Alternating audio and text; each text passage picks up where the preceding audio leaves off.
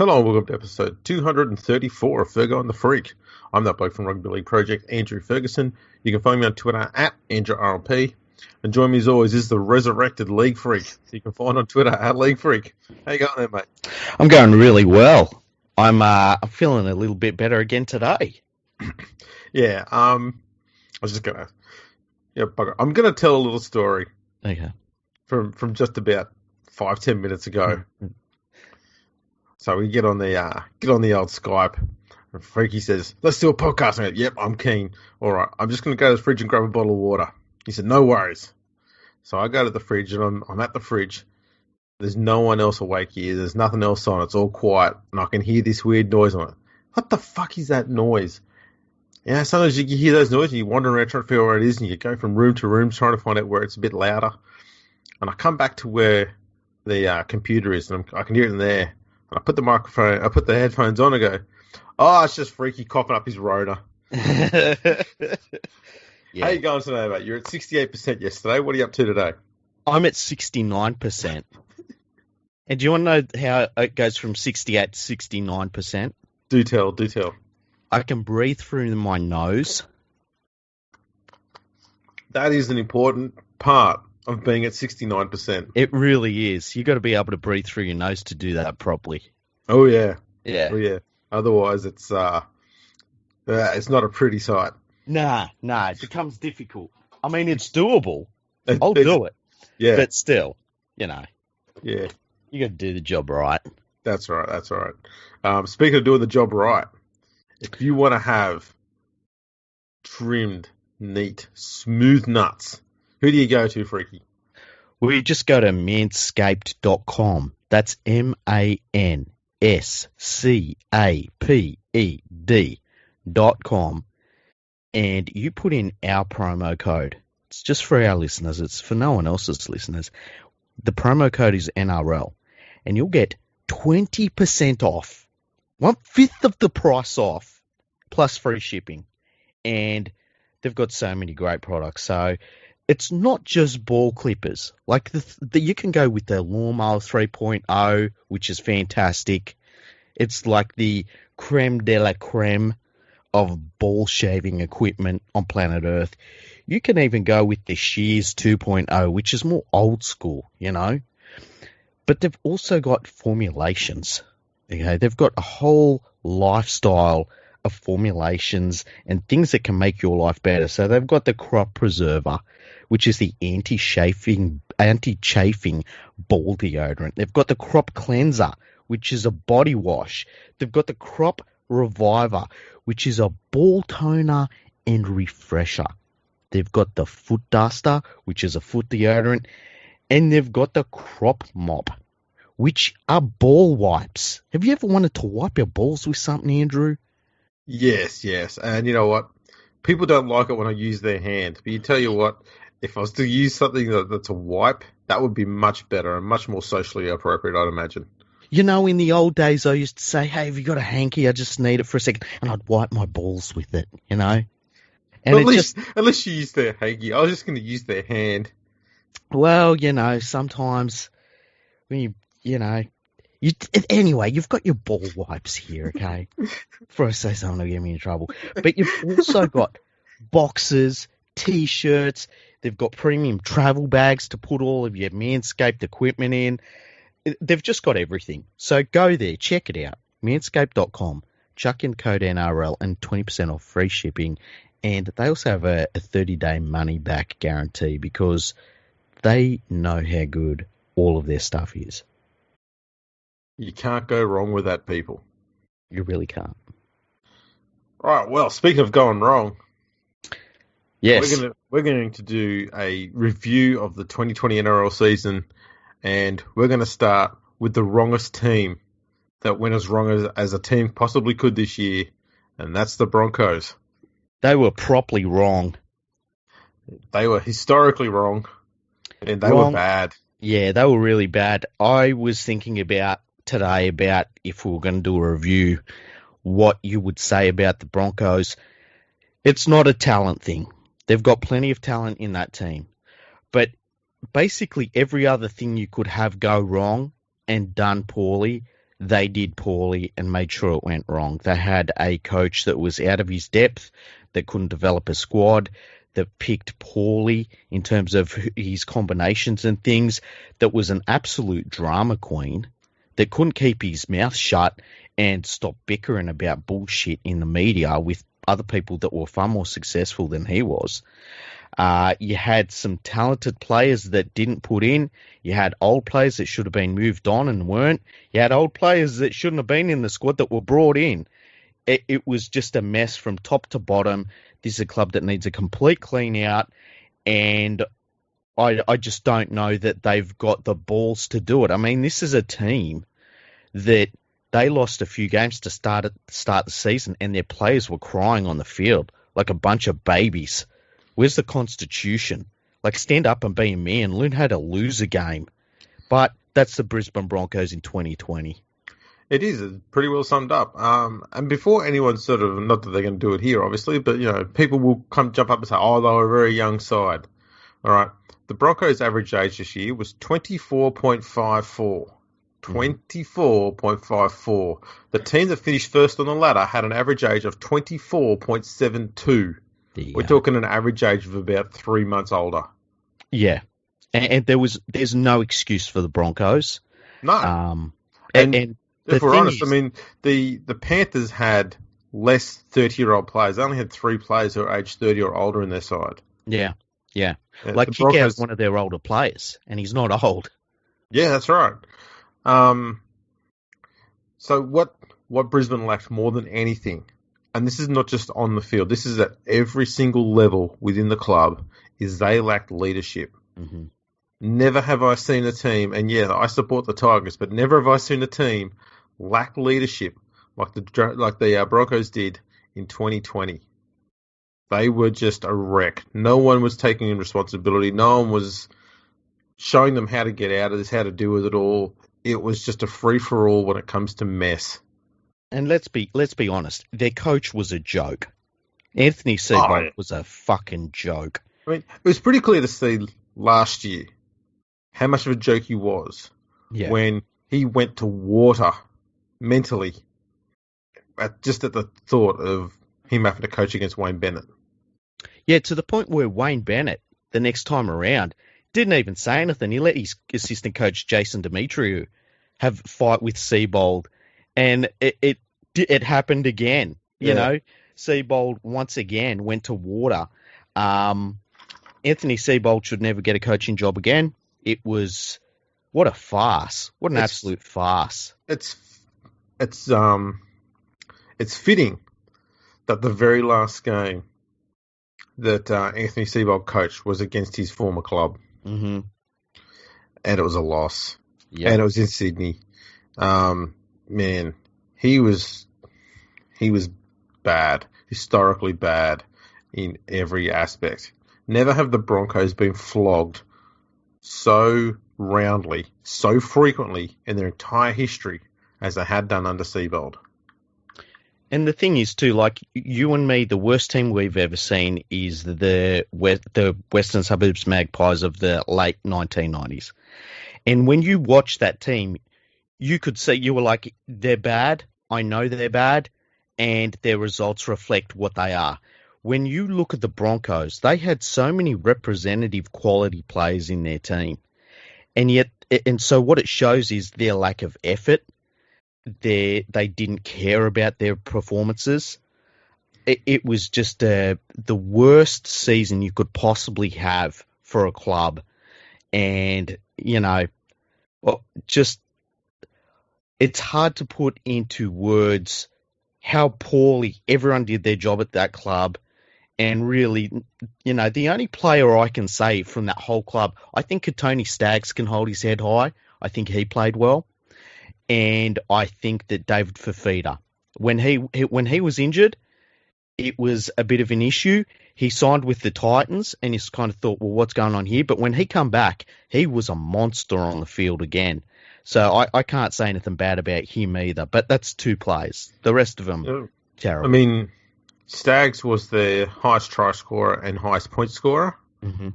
Bagged 10 tries, scored 76 points, and did it in 14 games.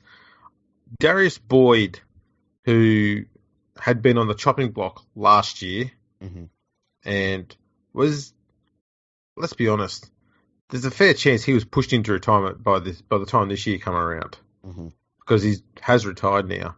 He was the only Broncos player to play all 20 games. And probably the last one you would have wanted playing all 20 games. Yeah, but I mean, if he was so bad and he shouldn't have been playing at all, why was he the only one to play all 20 games? Yeah, and I don't know. And it's to the point where it's not like there was a whole heap of players who played just 1 or 2 games less than him. Patrick Carrigan was the only player to play 19 games. Payne Haas, the only one to play 17 games. Herbie Farnworth, the only one to play 16 games. Staggs played 14. Crofton Milford, 13. Oates, 12. And then you start getting a bunch of players who played 10 games, 9 games, 8 games, 6 games. And that comes down to the leadership at the coaching level because instead of sticking with a squad and trying to work with them to make them better, every loss resulted in mass changes. Yep. And you keep changing your squad every single week that frequently, you are not going to get cohesion. You are not going to get wins. And if you do get a win, it's going to be a fluke or it's going to be against the worst team in the comp, which at the time was when they played against the Bulldogs. Yeah, and like you think of Seabold's time at the club, he come in and Milford was playing 5'8". He moved him to fullback. That wasn't working. Then he moved him back to 5'8", and Milford started playing well again. Then we come into this season, and Milford's not playing great at 5'8", so he moves him back to fullback, and then they just drop him completely for the end of the year. And then you've got Darius Boyd, who they played in the centres and then moved to fullback. And it's not even as though his move to fullback was successful. He was embarrassing at fullback. He was terrible. And that just happened to across the whole field. Like Croft was their signing from the Melbourne Storm to play halfback. By the end of the season, he's not playing. This happened across the entire field. It was a bloody joke. And this is what happens, as you say, when you've got no leadership up top and people are making it up as they go. I mean, how many times did we see the Broncos would get flogged and they dropped a winger for no reason at all? And not even like you'd say, oh, the winger played bad. It was just, we need to drop someone, let's drop a winger. And it was more often than it was Corey Oates. And one of their probably more reliable performers. Mm-hmm. Oh, it was nuts. And the thing that gets me too about him is most of these players were playing for the Broncos last year when they made the finals. Yeah. There was very few changes to the squad. So that's what makes this even more of a dire season for them, is that this is a virtually unchanged squad. They were talking up, the signing of Croft as being some great acquisition. They even made him captain for, nearly half the season. It didn't work. They did the right thing. They did the right thing. They brought in Ben Teo. Well, I was just going to get to that, yeah. Like, what whose fucking bright idea was it to bring in Ben Teo, who was clearly off the pace and just didn't add anything? He was overrated when he was last playing rugby league at any level. Mm-hmm. He then went to rugby union.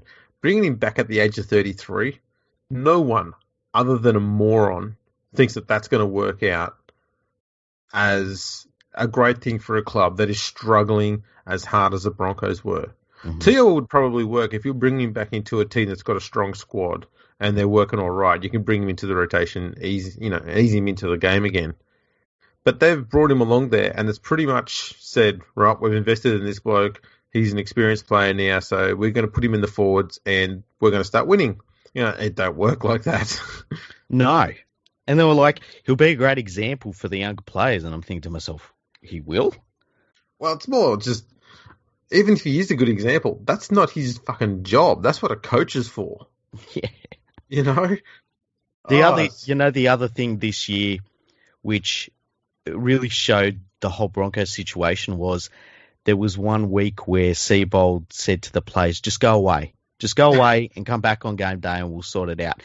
And that was their best performance of the season. Yeah. And it was like, so the least he has to do with the team during the week, the better they play. Okay, noted. Noted, exactly. Yeah, 4 captains throughout the year as well too. Just insane. Croft 9 games, Glenn 7, Offa Hengawi 3, Carrigan 1. Just a mess. And the other thing is too, like Alex Glenn, they need to get rid of him. He's not a first grader. He's not, but this is the problem they've got, is they got rid of Andrew McCulloch as well.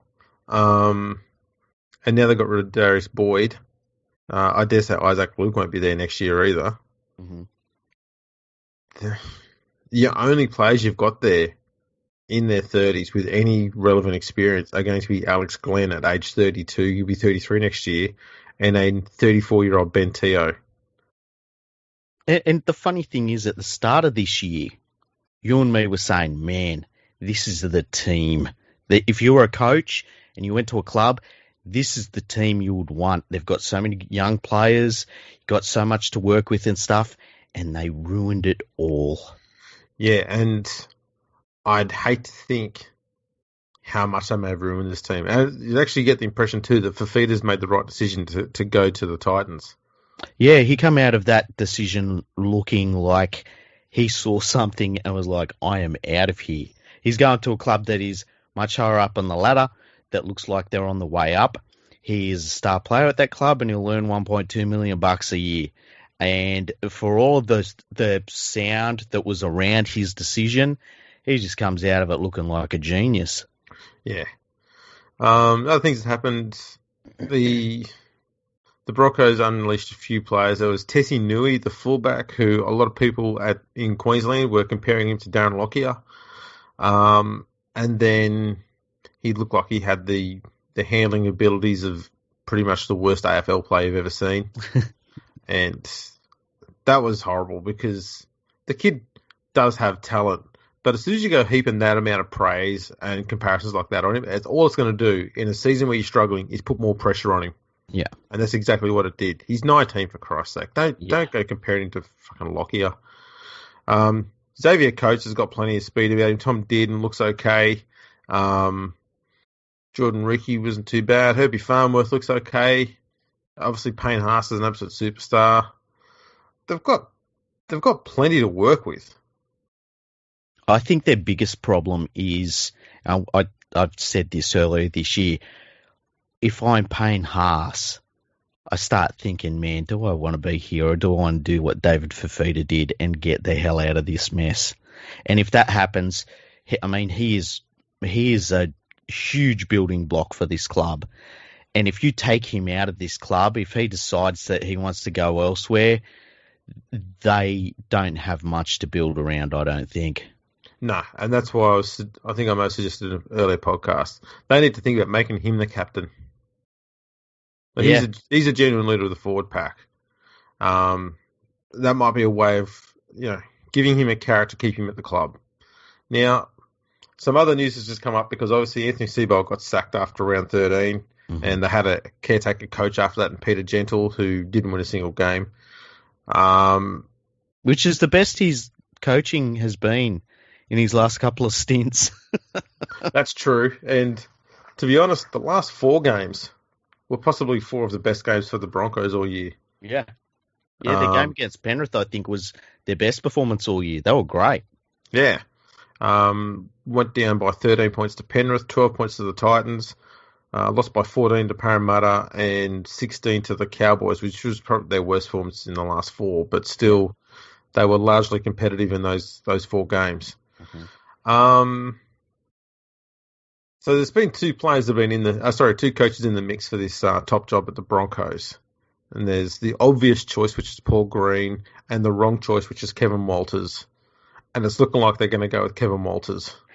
Yeah, I always worry when a club chooses a favourite son as the coach. I think that it always ends poorly, and it ends in a sad way because you have to sack one of your greats that everyone loves, and that's what Kevin Walters is. I don't see that he's a first grade coach. I just don't see it. And we'll see. That's the thing about being a first grade coach is you only know by giving someone the role. And you can't foresee if someone's going to be a great coach ahead of time. But I just think that it's setting him up in a bad situation. Right now it's a horrible job to take over. I think they needed non-Broncos change. They needed someone to come in and say, forget all this crap about Broncos are special and we don't lose and all this stuff. You're just normal players at any other rugby league club. And the only way we're getting out of this is with hard work and being accountable for our performances. And I don't know that Kevin Walters is going to bring that to the club, unfortunately. I don't think that Kevin Walters himself is mentally strong enough to do this job week in, week out. He struggled emotionally with 3 games of Origin per year. Mm-hmm. We've seen him being a blubbering mess because he didn't get to pick Billy Slater one game. Yeah. And he's doing the same thing because they lost a series, and then he's doing some other weird shit, paying some charlatan to not talk about New South Wales for a year. Yeah, and which is weird. And like, coaches are psychos. They're not normal people. They're like, go and look at Craig Bellamy or Ricky Stewart, trying to pretend that they're not having a nervous breakdown every game. Coaching isn't for everyone. As much as you want to be around footy players and help them get better and all this stuff, it's not for everyone. It's only for certain sorts of people. And that's why the best coaches are all a bit autistic or something. They're a bit weird. And I think Kevin Walters is a great guy. I think he's a really nice guy. And, when you look at the fierce firestorm that is being the Broncos coach in Brisbane, it's a one-town team and everything is focused on it. I agree with you. I don't know it's the best place for him. But, this is a celebration of the Broncos coming last. Yeah. We got what we wanted in the end. We did. It's been a good year. All right. That's a pretty big... we can't keep on doing for that long for each club. We're about to do a 7.5-hour podcast. Strap yourself in, people. Right, next one, obviously Bulldogs. They're still in a rebuilding phase, really, and cleaning up the shit that was left behind. They did an odd thing, I think, by sacking Dean Pay halfway through the season. Yeah. I'm not sure that he deserved that. I'm not sure that he was doing that bad a job. I mean, defensively, the Bulldogs were not that bad either. Yeah. There was the Cowboys, Manly, and the West Tigers all above them on the ladder, who all had worse defence than them. Yeah, and they had by far and away the worst squad coming into the season. When your linchpin is Kieran Foran, you've got a problem. When he's your best player, you've got a problem. I think it's good that he won't be at the club next year. I think they needed to go in a different direction.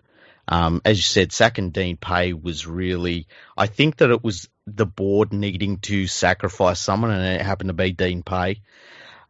Steve Georgalis did pretty good for the rest of the year, but he's in the same position. He's not got much to work with.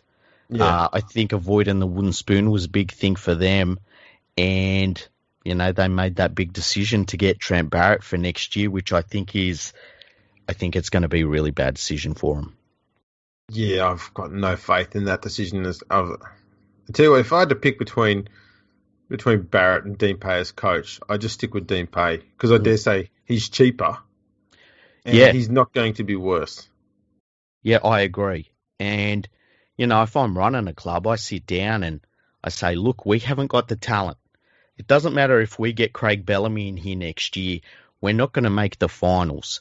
So do we really want to be paying out Dean Pay and probably paying out Steve Georgalis as well, while we're also paying Trent Barrett, who's going to bring in his own coaching staff around him as well? It just seems like a silly decision. I think what they needed to do was focus on their recruitment. They needed to get rid of all of the dead wood at the club. I think they're a good season and a half away from being anywhere positive. And, I think it's probably a positive for Dean Pay and Steve Georgalis that they won't be there to go through another season and a half of crap, especially when the club was willing to cut them loose so quickly. Yeah, and they've already made moves to start, reshaping their squad for next year. Mm-hmm. Believe Tolman has finished up at the club. Yeah. He was their oldest player, and he's only 31. Yeah. Kieran Foran looks like he signed a 1-year deal at Manly, so he's gone. He was 30. Mm-hmm. Josh Jackson will be 30 next year, as will Tim Laffey, who they brought to the club mid-season. I don't know why. Yeah, that was a weird one. You got Jesse Sue and Will Hopewadi are both 28. They'll be 29 next year. Kerrod Holland's retired. And then you're looking at Dylan Napper's the next oldest, and Raymond Fatala Mariner. So they too have a reasonably young side, and it's getting younger, which is probably not the best situation to be in as you're moving to, try and make something bigger and better than what you have been doing. There is quite a experienced drain there. I don't know how they fix that. You know what? Getting James Tarmo would have been perfect for them.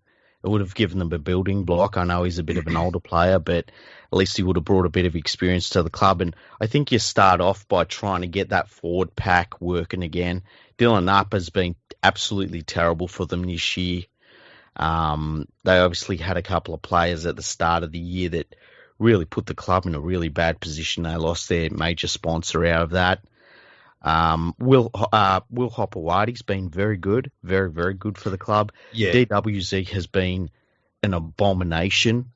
He's been absolutely terrible for them. And if they can cut him loose, I would be doing that as soon as possible. But this is a team that still needs a rebuild. It is. And only one of their players played all 20. Oh, no, they had 3 players play all 20 games this year. It was Josh Jackson, Jeremy Marshall-King, and Raymond Fatala Mariner. Yeah. We'll do a little basic stats thing. Let's see. I did it for the last team. Top try scorer for the Bulldogs this year. Fatala Mariner and Nick Meaney both had 6 tries each. Yeah. And top point scorer was Meaney, who had 68 points. Oh, wow. That's incredible. Holy crap. Yeah, it's not been good. No. Who's next on the list? Cowboys. Wow. Didn't their season go bad? It started out meekly, put it that way, but not horribly. Yeah. And after round 7, they had 3 wins and 4 losses. They were looking like they were going to be, middle of the road. Yeah. And then they shit themselves. Yeah, and how long ago does it feel like that Jason Taumalolo broke the record for the most metres by a forward in rugby league history? And then we had the break, and then come out of the break, and we're like, oh, I wonder what he does, and he starts playing great again.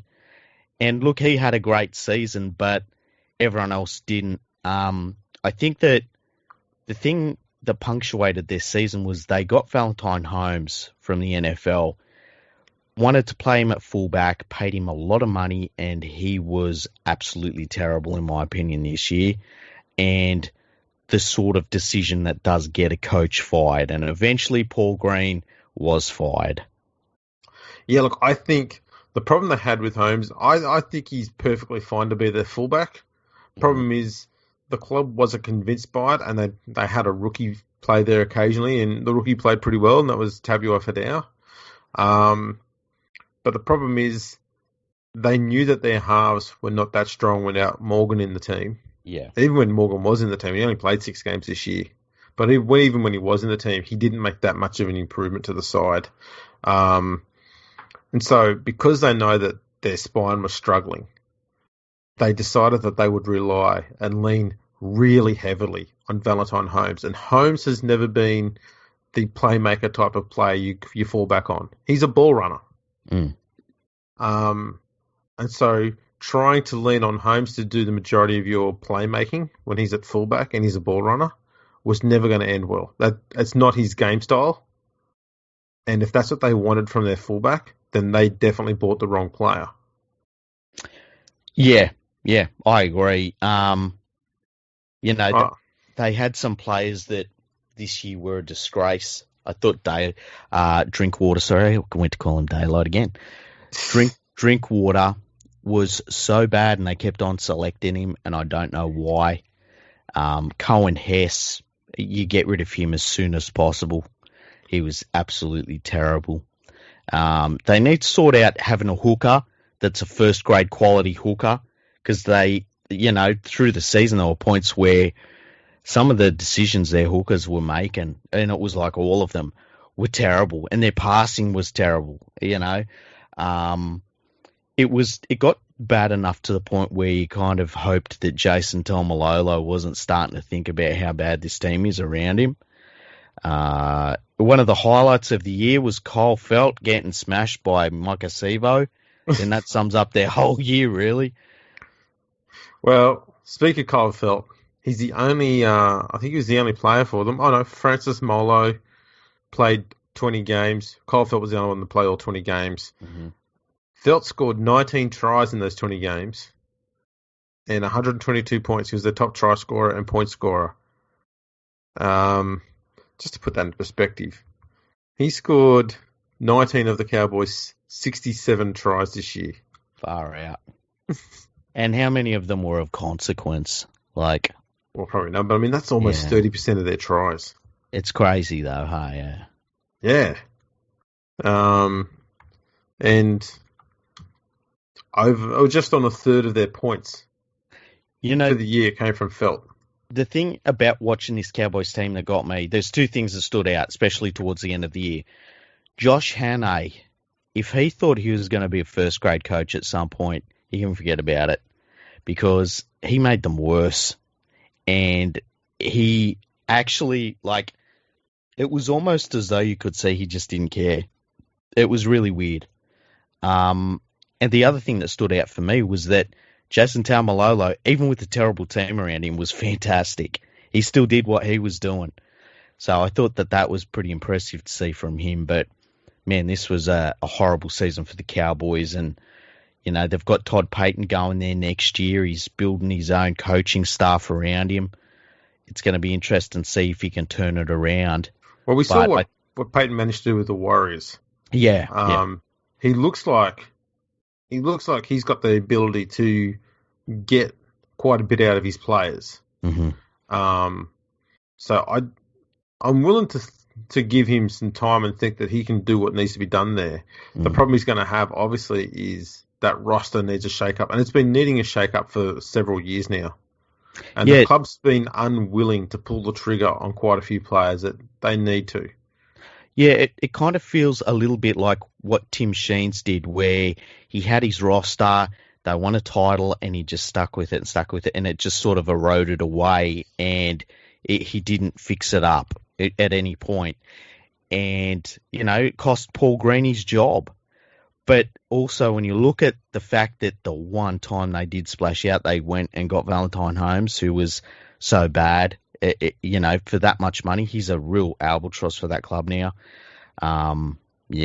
Just really, really a tough season for Cowboys fans. And it's sad because they've got that big, beautiful new stadium to play out of now, and they couldn't have anyone turning up for the first few weeks of it. It was just all round a bad year for them. I was going to ask you a question.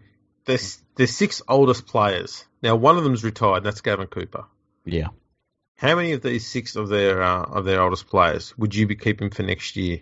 Mm-hmm. Actually, top 7 oldest players, because they'll all be 29 or older next year. Okay. Ben Hampton. Wow, he still plays. Shit. Yeah, he'll be 29 next year. Yeah. Kyle Felt will be 29 next year. Michael Morgan will be 29 next year. Yeah. Jordan McLean will be 30 next year, as will Justin O'Neill. Yeah. Josh Maguire will be 31 next year, and Jake Granville will be 32. I would keep McLean, and I would keep Felt. The rest I'd get rid of. I tend to agree. Yeah, because I think that McLean is a solid player. He's not spectacular, but he's solid. You need him in your front row rotation. Yeah, definitely. And Felt, he does score tries, and that's something. He's reliable as well. Yeah. Yeah, you're going to get pretty much the same performance out of him every week. You can work from that. When you're rebuilding a team, you need to get a few consistent players who you're going to get the same quality performance from them every week. Because you can work around that. If you've got a whole heap of players that are just hit and miss every week, you can't build anything on that. Yeah. You need a solid foundation. The crazy thing for me is how completely and utterly it seems like Michael Morgan's career is done. I do worry that that bunch of head knocks he copped was a year or two ago. I do worry that that's impacted him. Yeah. Because he copped quite a few. Mm-hmm. But anyway, next is Manly. And boy, did they shit the bed. They really did. And it's, we talked about it in a podcast last week, I believe it was. And it's something I was tweeting about today. You need to start looking at Des Hasler, I think, because, they had injuries, but so did most other clubs. And they were pathetic for the vast majority of the season. Like 75% of the season, they were atrocious. And they got worse as the season went on. And they've got a very good halfback there in DCE. They've got some solid players in that club. And, you look towards next season and they're bringing in Foran, which seems like a backward step.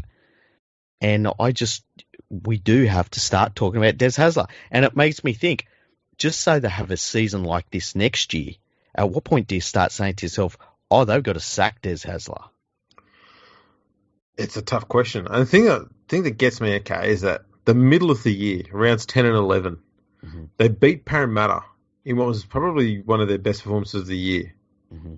They backed that up and they beat the Cowboys the week after, and they were sitting in 8th position on the ladder. Yep. And from that point on, they only had one win, and that was against the Bulldogs. Yeah. And quite a few of these losses were heavy ones. They lost by 30 points to Penrith. They lost by 40 points to South. They lost by 24 to Melbourne. They lost to the West Tigers, who came from behind in the last 12 minutes to beat them, and the Tigers were bloody average this year. Mm-hmm. They lost by 18 points to the Titans, and then they lost by 12 points today to the Warriors. And the thing is, too, that's their second loss to the Warriors this year, I believe. And there was a loss early this year to the Warriors, and that was the first game where they just didn't turn up. And you were like, holy shit, what's going on here? And that was at a point where we were wondering if the Warriors would win a game this year because they had so much to overcome. And the Manly Seagulls did not turn up, and you're like, this is very strange because this is not what we're expecting out of Manly this year. And it was a sign of things to come because there were a lot of games they didn't turn up in. Yeah, I mean, the week after that, they only went down by 2 to Newcastle, and you thought, maybe it was just a blip on the radar. And then South put 50 on them, and then Melbourne put 30 on them, and then they lost to the Tigers from behind, and then they struggled to beat the Dogs. And then the Titans put 40 on them, and then the Warriors put 40, and you just looked at them and went, their defence just turned off. Yeah, it really did. And, when you look at this team, it looks like a thrown-together team. And I guess when you get a few injuries, it does. You have to throw your team together. But, man, it was not just that they'd lost players. It was the way they were losing games. Like, they might be the worst team in the competition just behind the Broncos in terms of, like, you're watching them and you're like, they've given up. Yeah.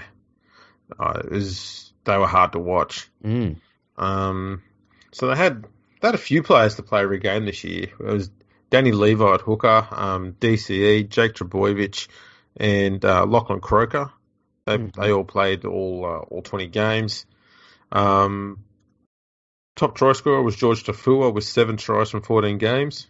Top point scorer was Ruben Garrick. He scored 98 points in 17 games. And I think that the 2020 Seagull season will be summed up by the fact that there was a game there where they played the St. George Illawarra Dragons. They went as favourites. I tipped every single winner leading into that. All they had to do was win that game, and I was going to get $2,500. And DC had his worst game ever, and they lost. And I'm 34 to 4. You're not bitter. I'm not bitter. But fuck DCE. Because the week after that, he came out and he had an absolute cracker, and they beat Parramatta 22-18. I know, bastard. He owes me $2,500. Anyone out there that knows DCE, tell him he owes League Freak $2,500. Oh yeah. Right, next. The Dragons. Pretty And, good year by the Dragons. you know what's funny is that just as we were getting to the mode of thinking that Paul McGregor was utter trash, and he does this every year, he strings together a little run where they start to win some games, they start to move up the ladder, and you go, oh, maybe he's done enough to justify his place in the team. Mm-hmm. Mercifully for the Dragons, they saw through that shit and they gave him the arse anyway. Yes. Because the team selections, the squad that he was picking, the squad he was building, they underperformed so badly. And it wasn't, I can't even blame the players because the game plans that he had them playing was not utilising the strengths of nearly most of his squad. And it was diabolical to watch him do that to these players. Well, and here's the way to sum up their season.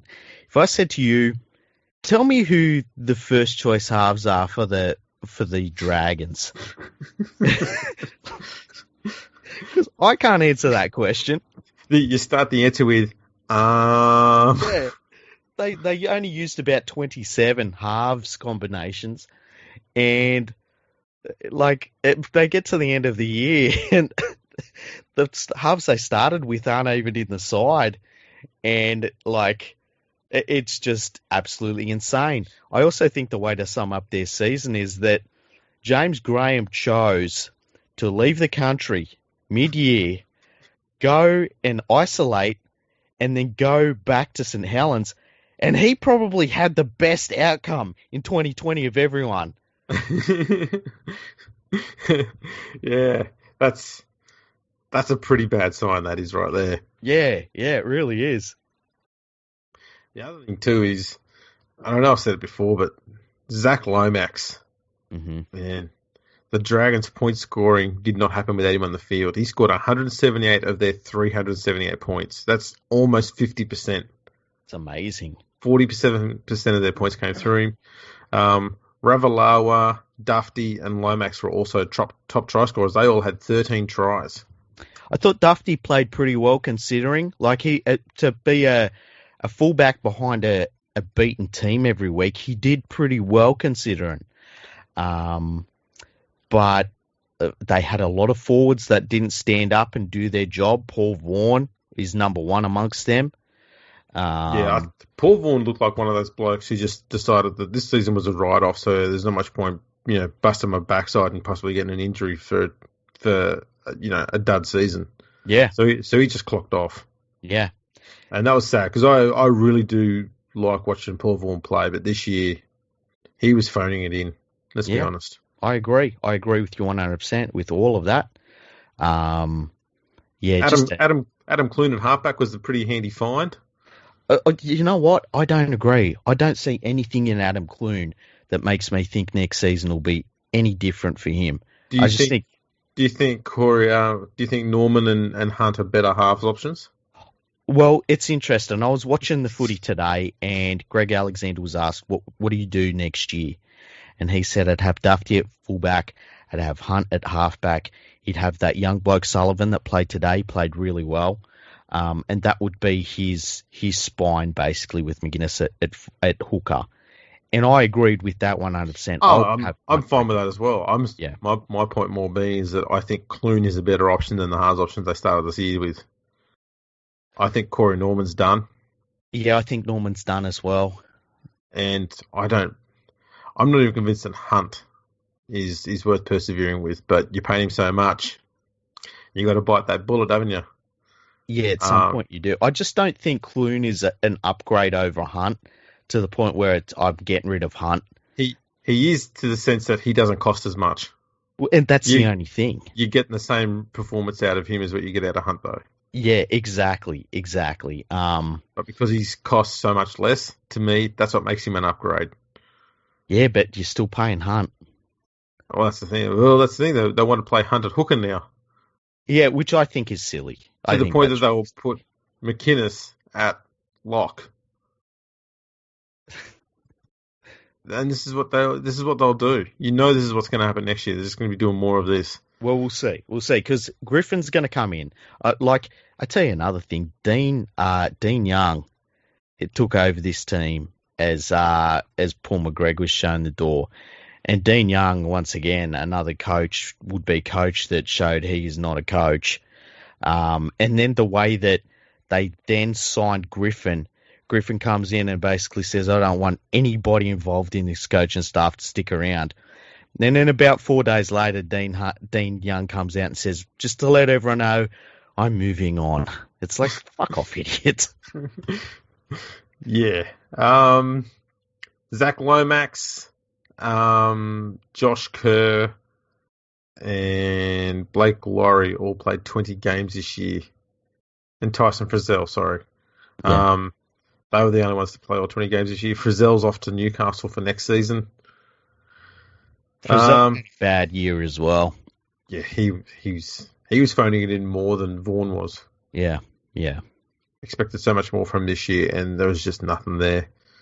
Tristan Saylor's also been pretty much told to leave, I guess. Yeah, and I think that's a good thing for his career. But, Trent Merrin came back to the club, so that was a good thing. Yeah, what a weird signing that was too. Yes. Now, at 11th place, I don't think we've talked about this team all year. West Tigers. What do you mean 11th place West Tigers? That's not where they finish. I was saying quite a few weeks back that the Tigers were no chance of finishing 9th. They didn't even get close. You called it. I called it. Tigers this year were... Well, let's start with the positives. Okay, now we get onto the negatives. I thought the decision to have 3 different choices at 5/8 was a poor one. No, look, that's what we call tradition at the West Tigers. I thought the fact they only had 3 was actually pretty impressive. They kept the numbers down a bit. The other decision I didn't agree with was to take maybe the one of the 2 or 3 players in the team in Benji Marshall that was actually doing something on the field, dropping him to try and get performance out of everyone else. Not getting any performance out of anyone else because they dropped Benji Marshall.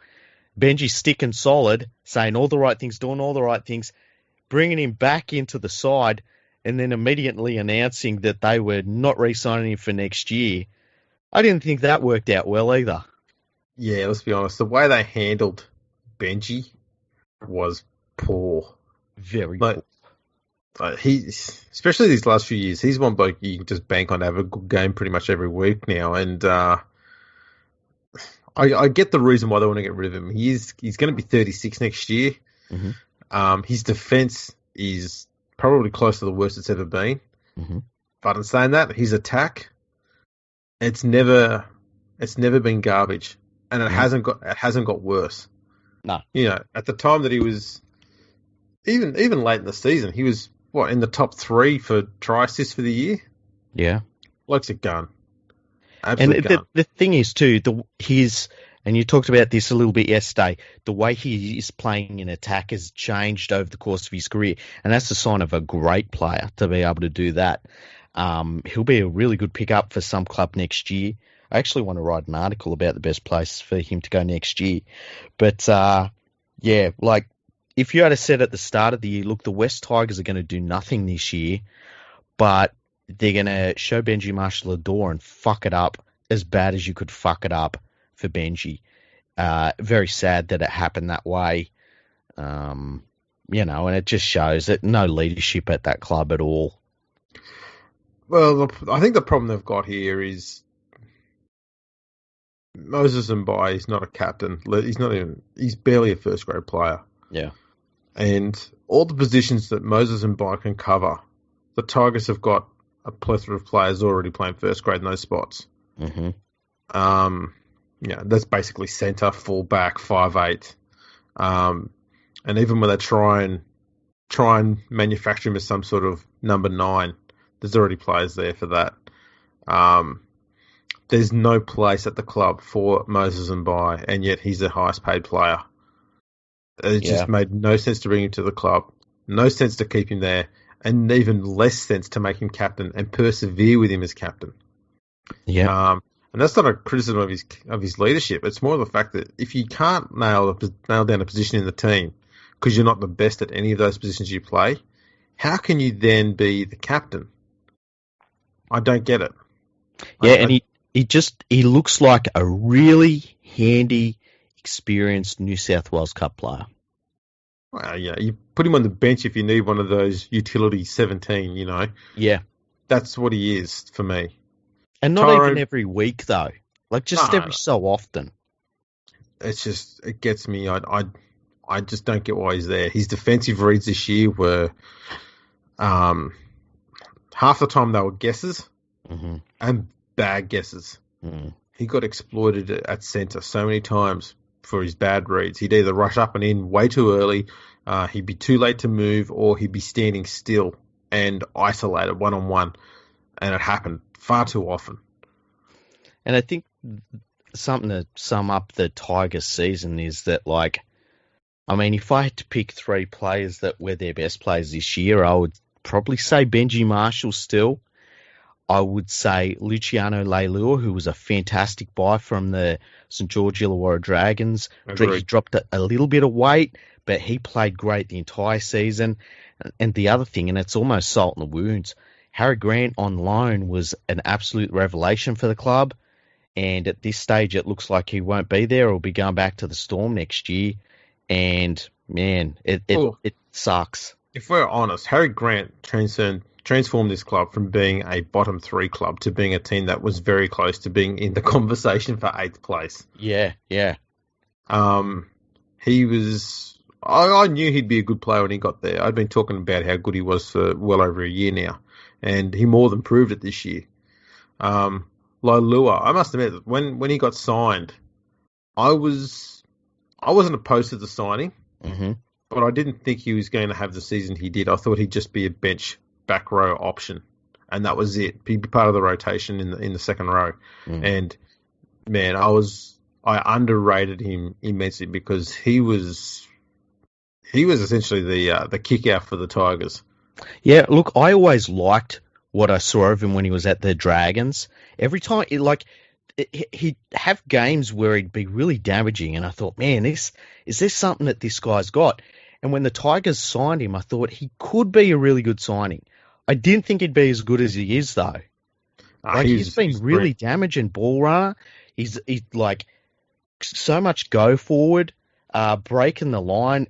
Just fantastic for him all year too. And Josh Alloway had a pretty good year for a young prop as well. And I'm going to say something that's it's going to be a little bit controversial, especially amongst Tigers fans. Yeah. I don't think Adam Dewey was too bad either. I'm going to say he's not fantastic at fullback. Yeah. He does have some flaws there, but you cannot question his commitment and his desire to play the game. Like, he gives 110% every week. And I think with that attitude, it's going to be pretty quick and easy to fix any flaws in his game. He's only 22, and he's showing some good leadership skills already. And I think he will make a good 6. Look, I didn't think he'd make a good 6 until that last game, and then I was like, oh, man, he could make a good 6. I said, like, when they passed up signing Latrell Mitchell, I thought it was a bad idea. I still stand by that, but, Latrell Mitchell wasn't going to get this side into the finals. And I've actually got a question for you about Harry Grant. Do you think that if you look at this situation again, would you ever hope that your club brings on a potential star from another team for one season to develop them for that star to leave the club? Yeah, I can see why teams will do it. And the reason why the Melbourne did it here was because Harry Grant was NRL ready last year. Yeah. And they knew that if they didn't get him playing NRL games this year, then he was a chance to say, you know what, I need to go to another club because I want to play first grade footy and I know I'm ready for it. Yeah. So this is their way of appeasing him without having to push Cameron Smith into retirement or Brandon Smith out of the side. Yeah. So this was all about, everything about this move helped Melbourne. Yeah. Did nothing for the West Tigers. Yeah. And it is a bit of pill to swallow because he was one of the Tigers' top 2-3 players for the year, undoubtedly, and we won't see him again. And on the flip side of that, the player we loaned to Melbourne was Momorowski, and he played like 3 or 4 games because he was injured for most of the season. So we didn't get any real major development out of him because of his injury. Yeah, and there's just seems to be no upside. Like say a player like Harry Grant went to a team like the Panthers because they didn't get Coruscant, and it's like, you know, they've got a one shot, one season. Let's go for the title. We've got this young guy. We're going to get him cheap. Maybe that makes sense. I don't see that it makes sense for a lower table team to do it though. No, it's it's a bit of a bitter pill. The problem is Melbourne still haven't solved their problem with what they do with the fact that they've got Harry Grant, Brandon, and Cameron Smith at the club, because you can't push Cameron Smith out because he's still had a bloody good season. Yeah, Brandon Smith's a test hooker for New Zealand, and Harry Grant is unbelievably good already. You can't carry 3 hookers in a season. No. You can probably justify 2, especially when one of them is Brandon Smith, and you can play him anywhere and he'll do a job. Yep. You can't carry 3. And I keep saying it, but I think next year the Storm are going to have to say, you know what, we will keep Cameron Smith on, but he is going to have to play at halfback. And you're going to have Harry Grant at 9. Brandon Smith's going to have to be on the bench. That's just going to have to be the way it is. I agree. I would have said different at the start of the year, but I think that Grant has shown that how good he is and the difference he can make to a team. And, you know, I wouldn't be shocked if Brandon Smith left the Storm at the end of the year, actually. Neither would I. I think he's in an unfortunate situation because Cameron Smith is probably going to hang around for another year at least. And I think he's good enough to do it.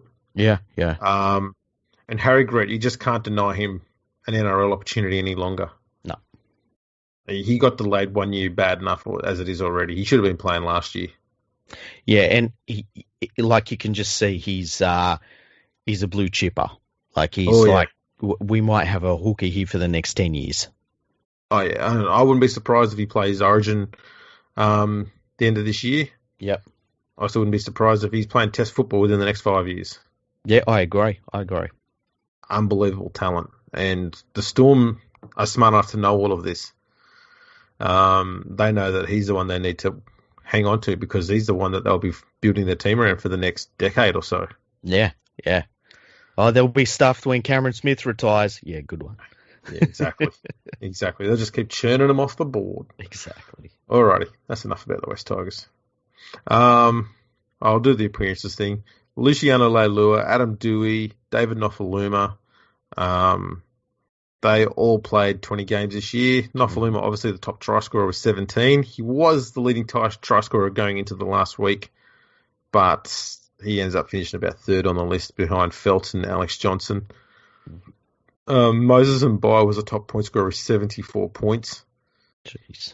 Nofaluma had 68, Dewey 56, Benji Marshall 37. Tigers and goal kicking, atrocious once again. Yeah. They scored 80 tries and 59 goals. Wow, that's terrible. That is bad. That's terrible. Wow. And goal kicking cost them that game on the weekend against Parramatta. It did, yeah. It really did. And it's been costing them games for a long time now. Next. Let's be honest and positive about this one because it's the Warriors, and I want to start at the top. Thank you to the Warriors for deciding to stay in Australia for the entire year so we could have a full competition go ahead as much as it could. And they put in a good end-of-season run as well. Yeah. So they actually shook up the competition a little bit in the back end of the season, which was very un-Warriors-like. Usually when they get to the back end of the season, they go, well, if we're not first by the time the middle of the season's here, we're never going to be, so let's just pack up and go home now. They put in. I liked it. I liked it. I think it's been a really weird season for the Warriors because when you saw what they had to deal with in terms of they all had to come over, being a bubble, the first place they sent them to was bloody fucking Tamworth. Bumfuck Bill Tamworth. And so they were there for a few weeks, and then they went and stayed in sunny Gosford for the rest of the time. And you felt sorry for them just for that. But, and I said at this, that when that was all happening, I don't know that they're going to win another game for the rest of the year. They ended up winning 8 games this season, which is fantastic. But I think that the thing about the Warriors season is the fact that they got rid of the coach, which they should have got rid of Stephen Kearney last year, Yep. and Peyton come in, and that was a positive. They got better. Then they had a handful of players leave the club and decide to go back to New Zealand, and they got better. And they got a bunch of players loaned from other clubs who all played better. And then Green leaves because they're not going to sign him next year, and they got better. And that's the story of them this year, is that all of these people at the club and these players and stuff that, oh, you can't replace them, and they all got replaced, and they got better.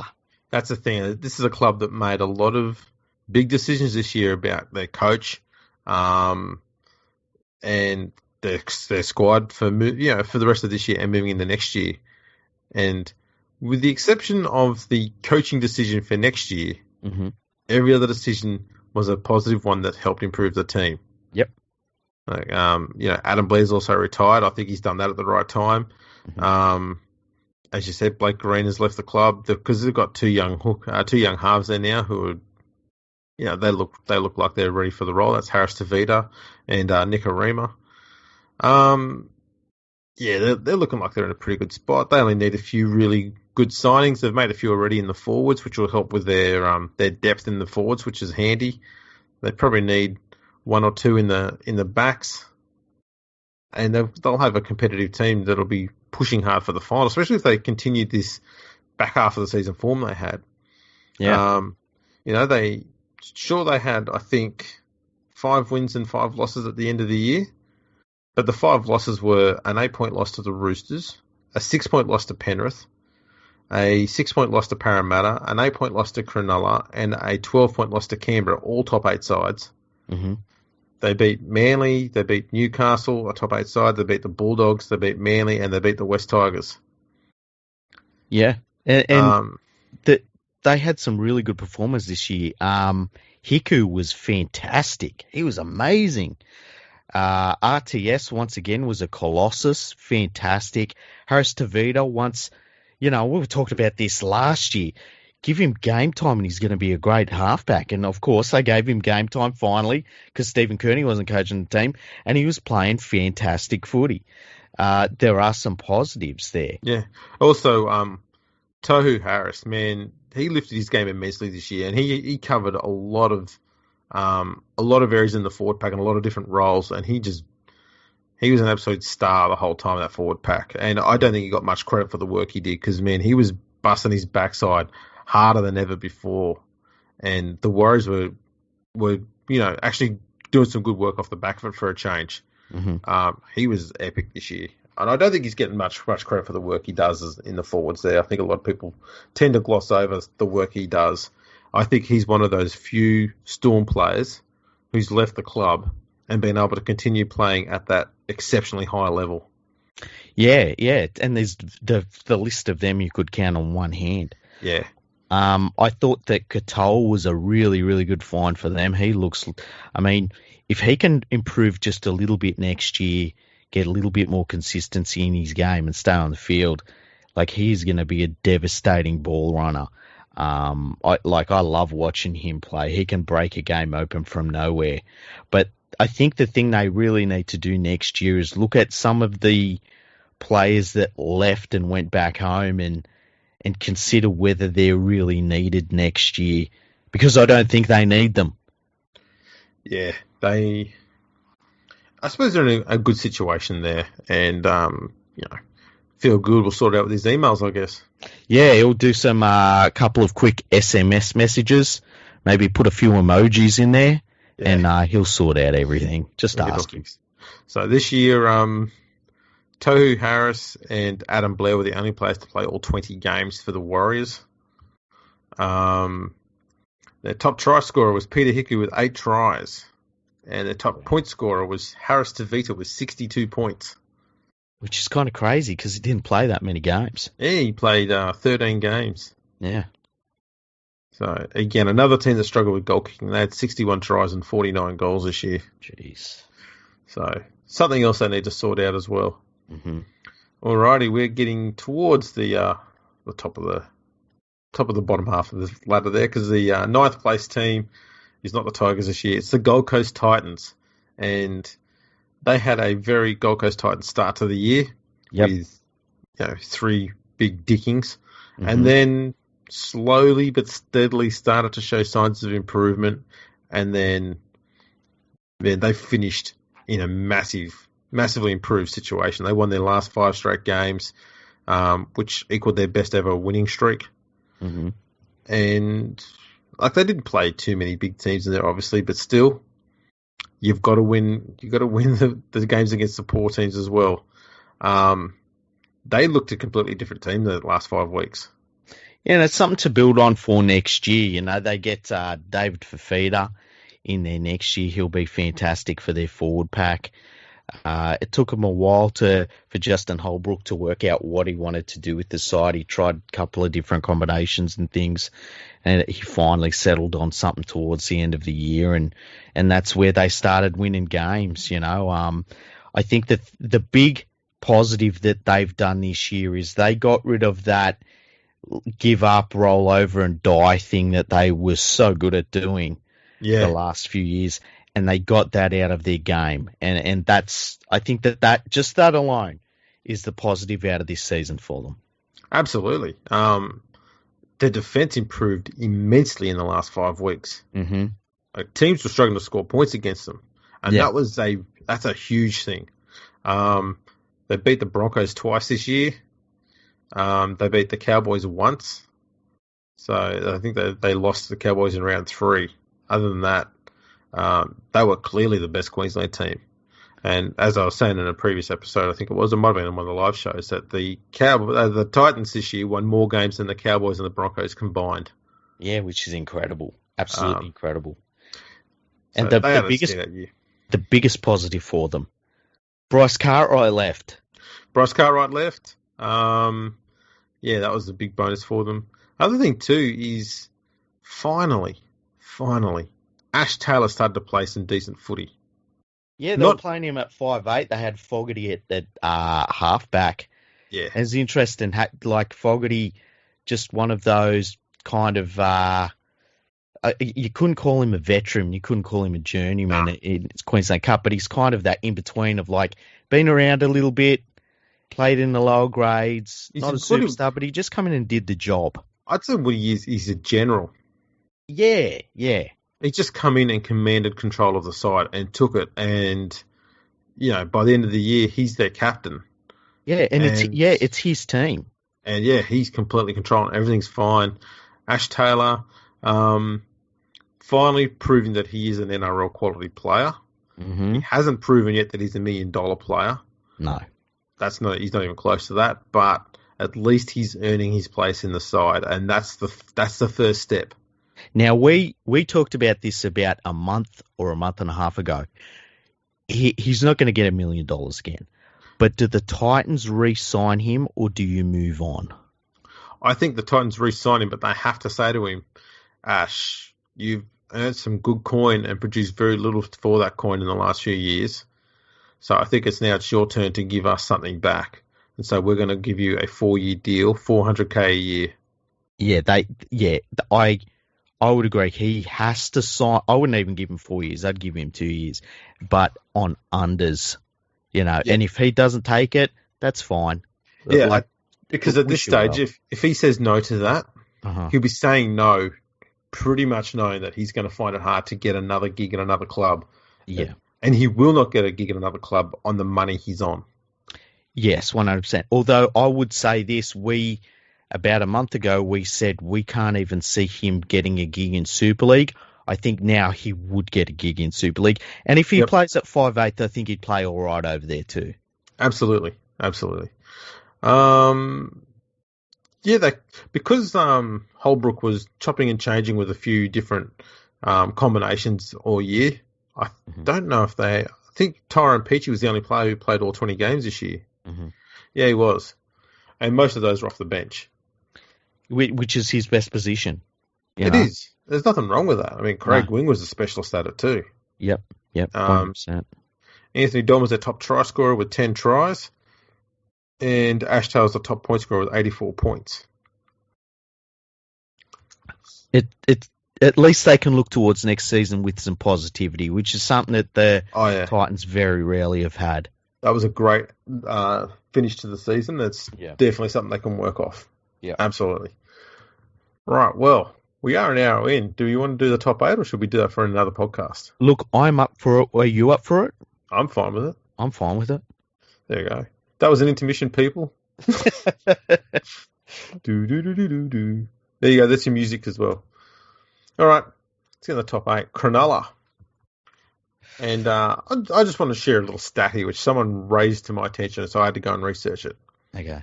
Cronulla have become just the second team in the history of the game since 1908 to have perfect parity, and that is the same number of wins as losses in a season and the same for and against in a season. So they had a points difference of 0, and they had the same number of wins as losses. And the last team to do that was Newcastle in 1989.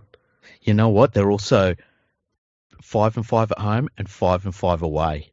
Yep. That's crazy.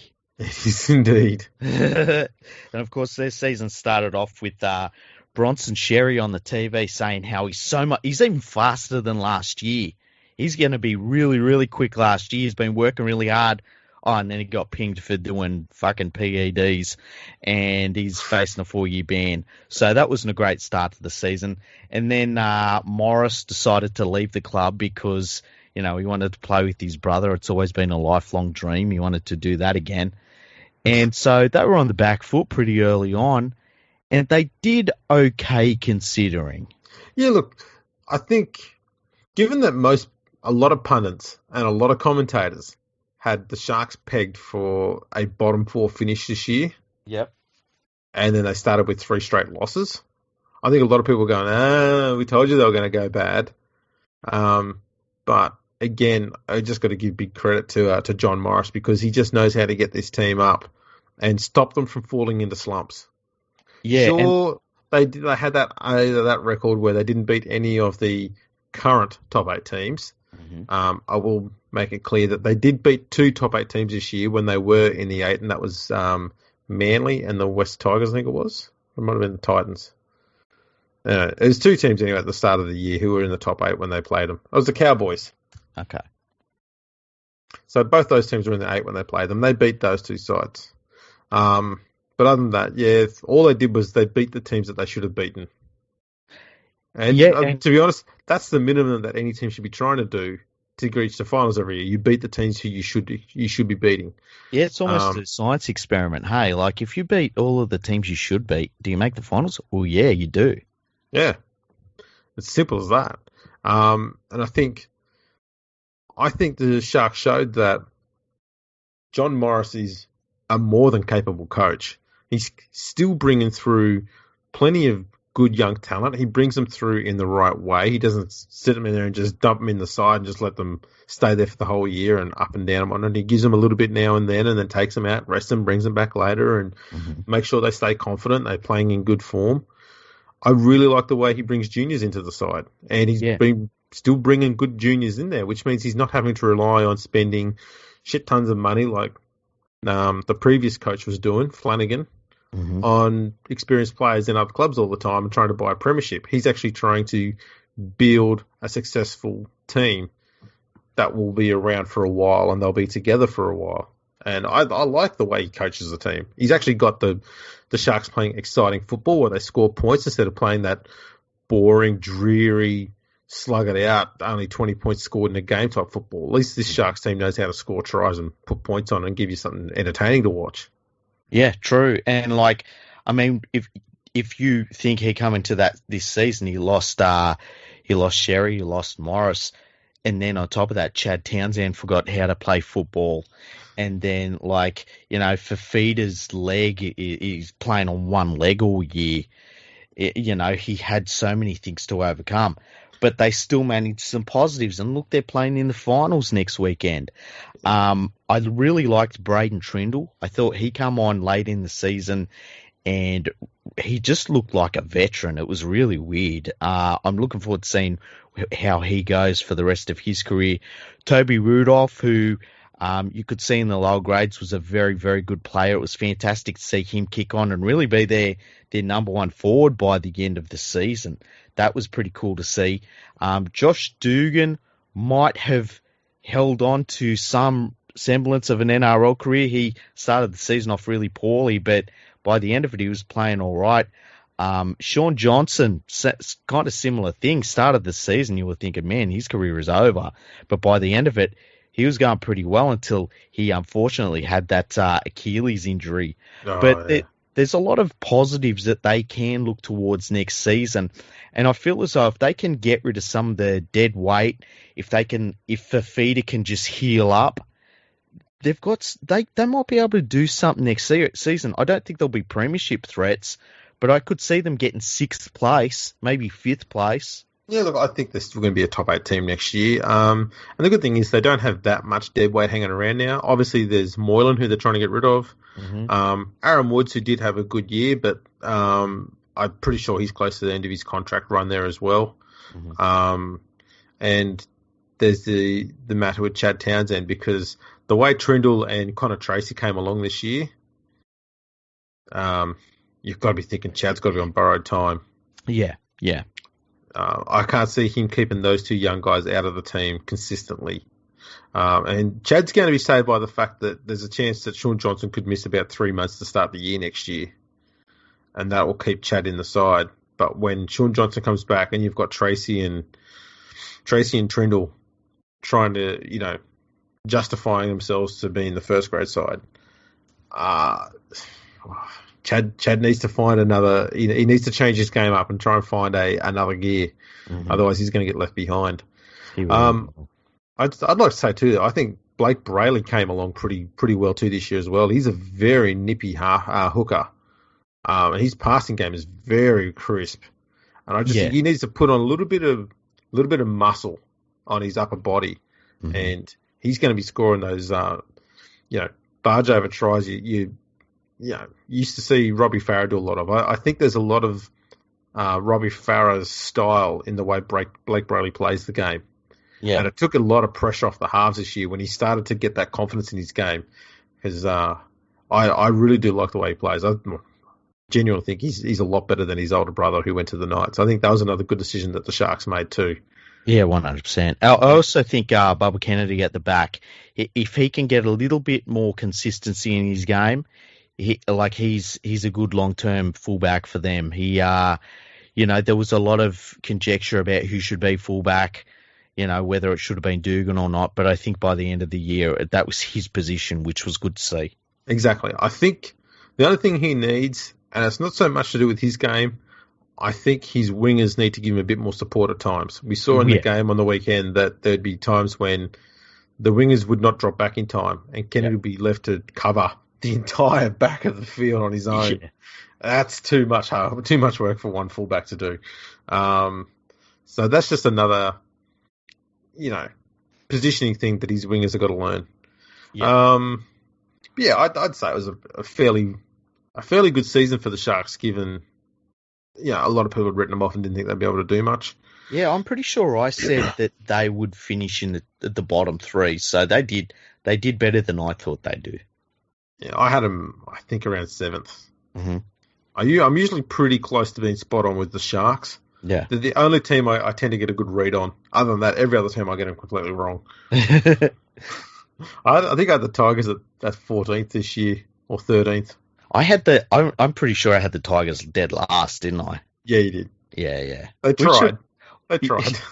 They did their best. We should, because I honestly can't believe, I can't remember, where I picked everyone. We should find that preview that we did and have a quick listen to it and find out how close we were, because I've got no idea how close we were. No, neither do I. We'll check that out and see how we went. I'm guaranteed that there's no chance I picked Parents to be first. Confident you would have, though, because of loyalty. No, I might have picked them in the top 6. I definitely would have had them in the finals. Yeah. Oh, no, I'm pretty sure I had them there as well. So for the Sharks, Aaron Woods and Braden Hamlin-Uele both played all 20 games. Top try scorer this year for them was Sione Katoa with 15 from 18 games. And Sean Johnson scored 120 points in 16 games. Wow. His goal kicking actually was a lot better this year too. It wasn't the horrible strayed mess that it was the year before. Yeah.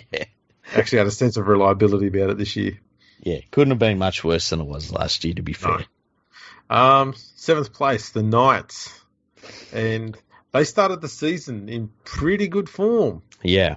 And then fell away a bit in the middle of the year, got some form back, and then fell away again. And they're coming into the finals, and I don't know, you just don't know them anymore. They're Ducks. They're done. Yeah, by round 10 they were fourth, and they'd only had 3 losses. They felt like pretenders, though, didn't they? Well, you could see them because they started having win-loss. So you could start to see that they were struggling with consistency. Then they lost to the Bulldogs. And then they lost to the Storm. And you thought, uh-oh, here we go. And then they played against the Tigers, which helped get them back in form because they beat the Tigers by 40. Then they beat Manly. Then they beat the Cowboys. Admittedly, all 3 weak teams. Then the Warriors put a score on them. They come out and they beat the Sharks. Then the Roosters put a score on. Then they come out and they flogged the Dragons. Then the Titans put a score on them. And you're like, this seesawing crap. It's not good enough a run coming into the finals to have gone through that run. No. And, they had a number of issues with injuries to their hookers, which really did hurt them. Like, that properly did hurt the club. Yeah, God, they went through, 4? Had 4 hookers this year with injuries. Yeah, but I think there was one game where they lost 2 of them in the one game, season-ending injuries. And I was watching that game, and it was like, it was crazy to see. I've never seen anything like that. That might have been the one against the Bulldogs. That might have been, yeah. But it was a weird season. I mean, Clemmer tailed off towards the end of the year. In fact, all of their forwards did towards the end of the year. I thought Ponga was fantastic throughout the season. The thing about this team, they're still rebuilding, and I feel as though for them to take the next step, there's a couple of players that I think that they've persisted with that they should not persist with anymore. Someone like a Tex Hoy, I don't think they need him around anymore. But then the big question here is Mitchell Pearce, who, he's been dreadful this year at times, and any positive things that they had was from Ponga, and Pearce was riding on his coattails. They can't rely on Pearce, and I think that it's going to be interesting to see if they've matured as a club to the point where they say, hey, Pearce, it's time to go, because I think that would be a really positive turning point for them. Because, the last few games, Mason Lino was playing better than Pearce. He was running the attack, and they were playing better because Pearce was less of a focus. And it's like, holy crap. I was going to say to you, I'm going to put towards a difficult poser for you. Okay, go for it. If Ash Taylor is on the market mm-hmm. and the Titans say to Newcastle, can you take him off our hands? Do the Knights say yes? On the Ash Taylor money he's on now? Yeah, well, Ash Taylor in any form, I guess. I suppose on the money he's on now for one more year. Would you take Ash Taylor on $1 million over Mitchell Pearce right now? I wouldn't, because I don't believe Pearce is on $1 million. And I think Pearce would be an upgrade on Taylor in defensively.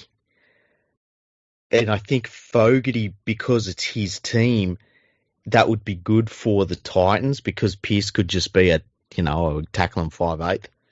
But I don't know who they'd get to play halfback, but I just think that for them to take the next step, it can't be Pearce. Pearce has got them as far as he can, and all right, I'll put a more difficult poser to you then. Okay.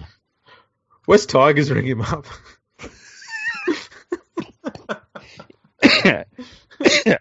Yes. They say, Adam, can you do us a favour, mate? We'll take Mitch Pearce because we'll bring him back to the club where his old man played. Can you take Moses and buy? Oh, piss! You don't even hear. You just hear boop boop boop.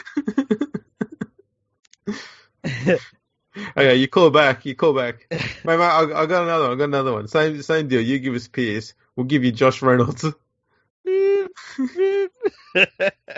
I will say this, right? If I look at the Panthers, right? I think Matt Burton's a first grader, and we're very lucky to have him. But he needs to be playing first grade somewhere next year. Unfortunately, I don't think it's going to be at Penrith because I would love to have him at our club. But I would take Burton over Pearce immediately this weekend.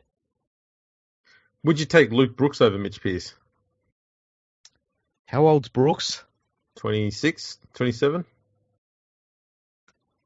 I think.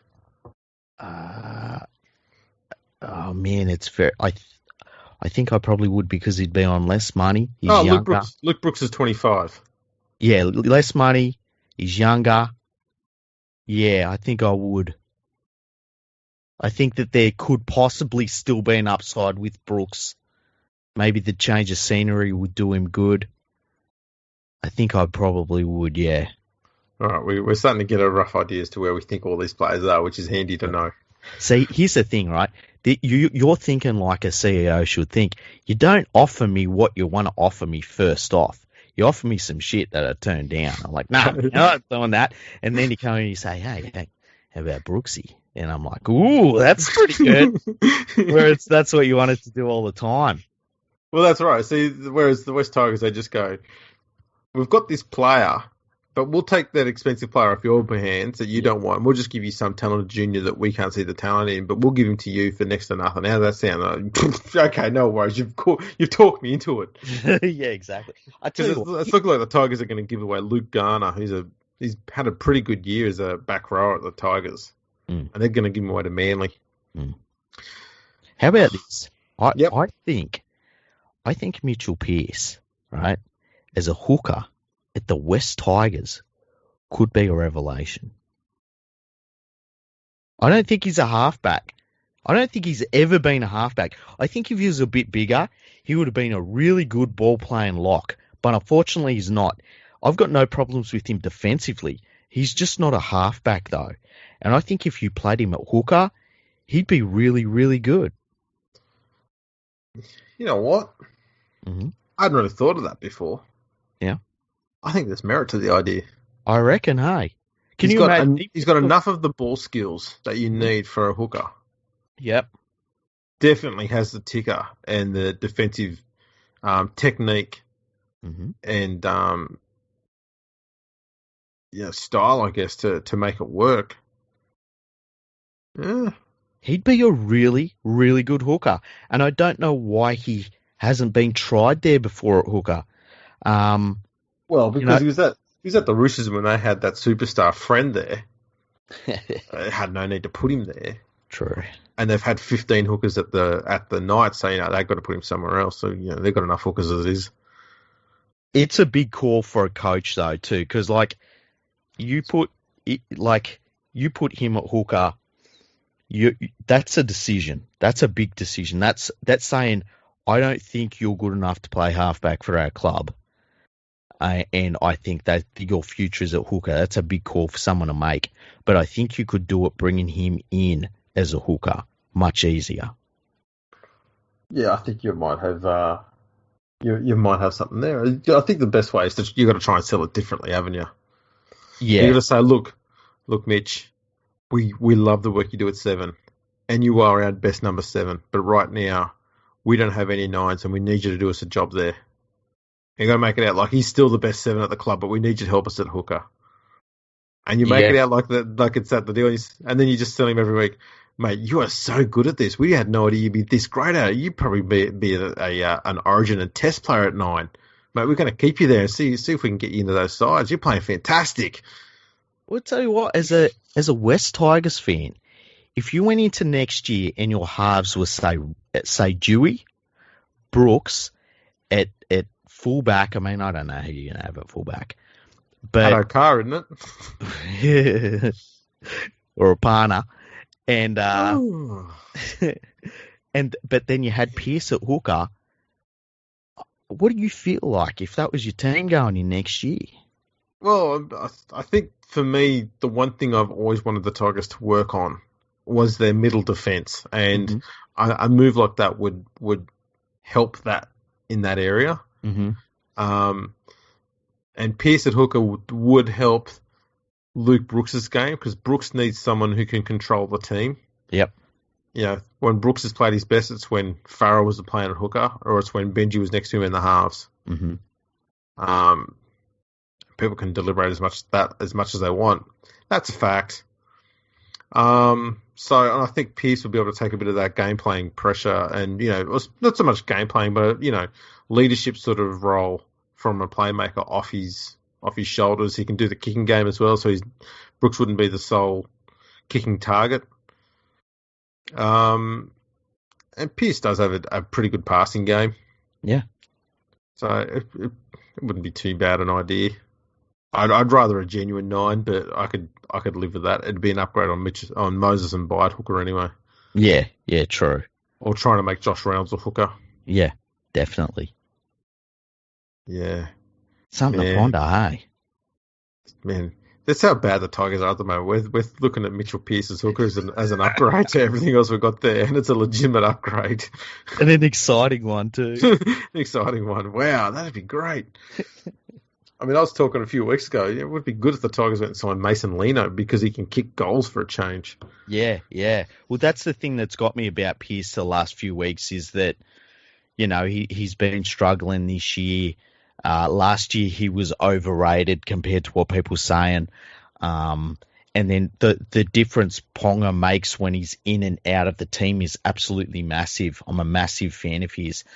But then when I was watching Lino controlling things, and when he was controlling things for the Knights and they looked so much better, and I was like, oh yeah, this is for me a turning point.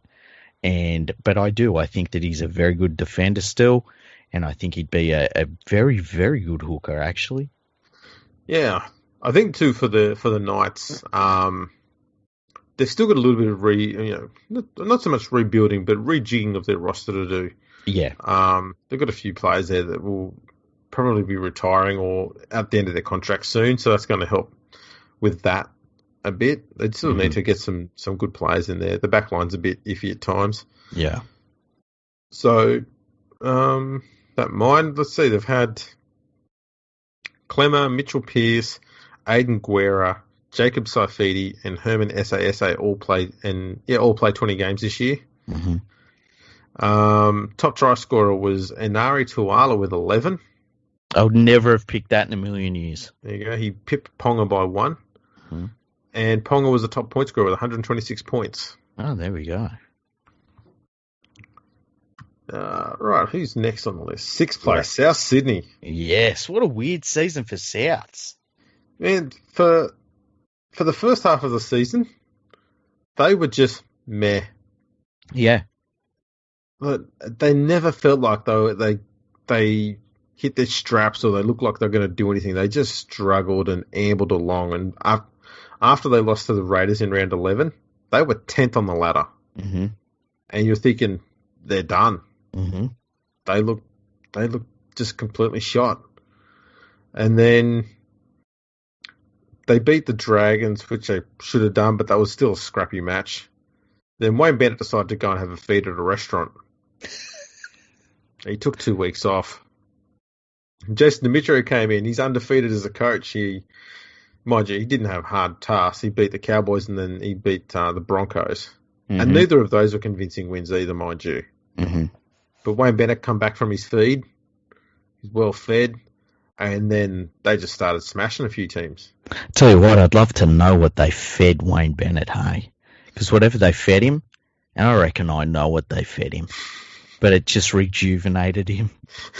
You know exactly what I'm thinking. It just rejuvenated him and got his juices flowing again. And he got the best out of the Rabbitohs. I tell you the difference between the Rabbitohs at the start of the year and where they're at now. They developed some pretty handy, good forwards. Their forward depth is much better than it was at the start of the year. There was some of their forwards really kicked on, and that's been the difference. James Roberts, they lost him early on, but you look at the likes of Jed Cartwright. He come into the side. He's played pretty well, and like Thomas Burgess, I think has improved as the season went on too. Mark Nichols, he's another one. He played really well as the season went on. And it just seemed as though at the start of the year, I remember you and me saying they got no forwards. That's their big problem. And because these forwards started stepping up and developing and started getting some consistency, that's been the big difference. It also helps that Adam Reynolds isn't injured right now. Normally he gets injured in the last 2 weeks of the season. They look absolutely outstanding, and it's a huge effort when you consider that they don't have Roberts and they don't have Latrell Mitchell.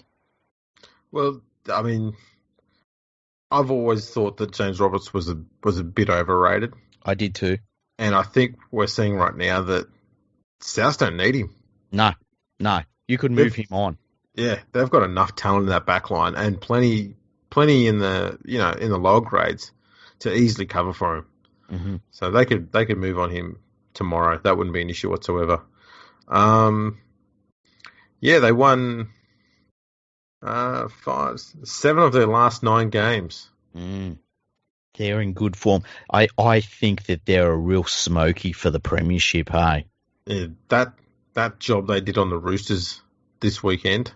Oh, that was an annihilation. 60-8. And I thought maybe the Roosters, because I didn't see the team lineups before the games this week. Mm-hmm. I thought the Roosters must have rested half a dozen players. I thought, well, that explains it. And I had a look at the side, and it's near full strength. And I thought, yeah. Okay. That changes things in the final series a fair bit. Mm-hmm.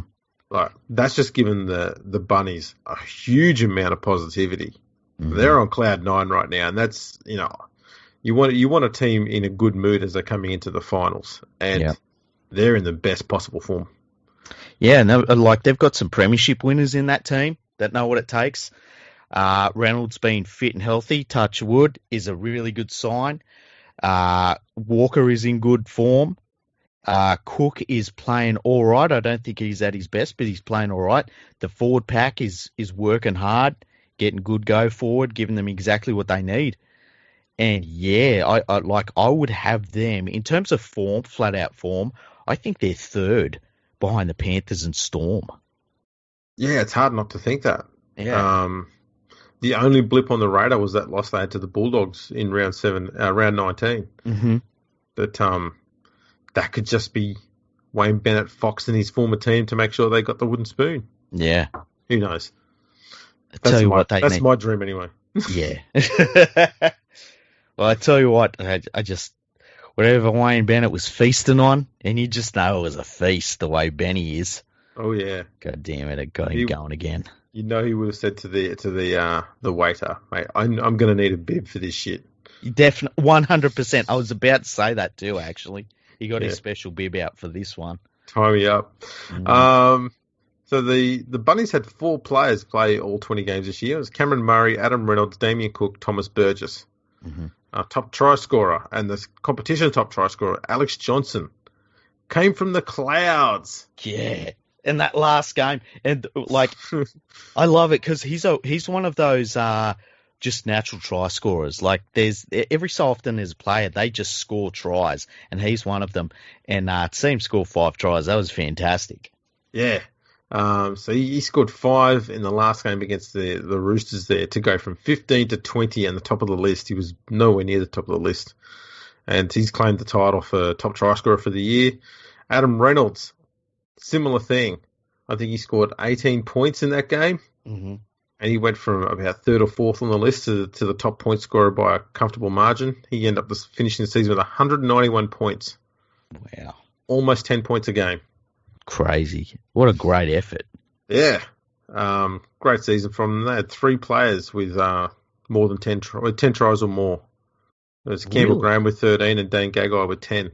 Far out. That's pretty impressive. Yeah, so their attack is finally humming. They're looking really good coming into the finals, and they're going to make a mess. I think they're going to destroy Newcastle this weekend in the first week of the finals. Yeah, so And do I. I'd hate to be coming off a loss in the first week of the finals and playing against that South Sydney team. Yeah, they're terrifying for whoever they play in that second week of the finals. Absolutely. All right, moving on to fifth place. That's the Canberra Raiders, last year's grand finalists. Mm-hmm. And another team that had a scratchy start to the year. Their attack started to perform a little bit better as the seasons wore on. Mm-hmm. They've only had 2 losses since round 10. And I think a lot of people might be a bit shocked to hear that because I don't think they've ever felt that the Raiders were ever in red hot form. Yeah. But yeah, they had 3 wins and a loss, 3 wins and a loss, and they've had 3 more wins. So yeah, 9 wins, 2 losses. That's a pretty good run into the finals, to be honest. And they are going under the radar a little.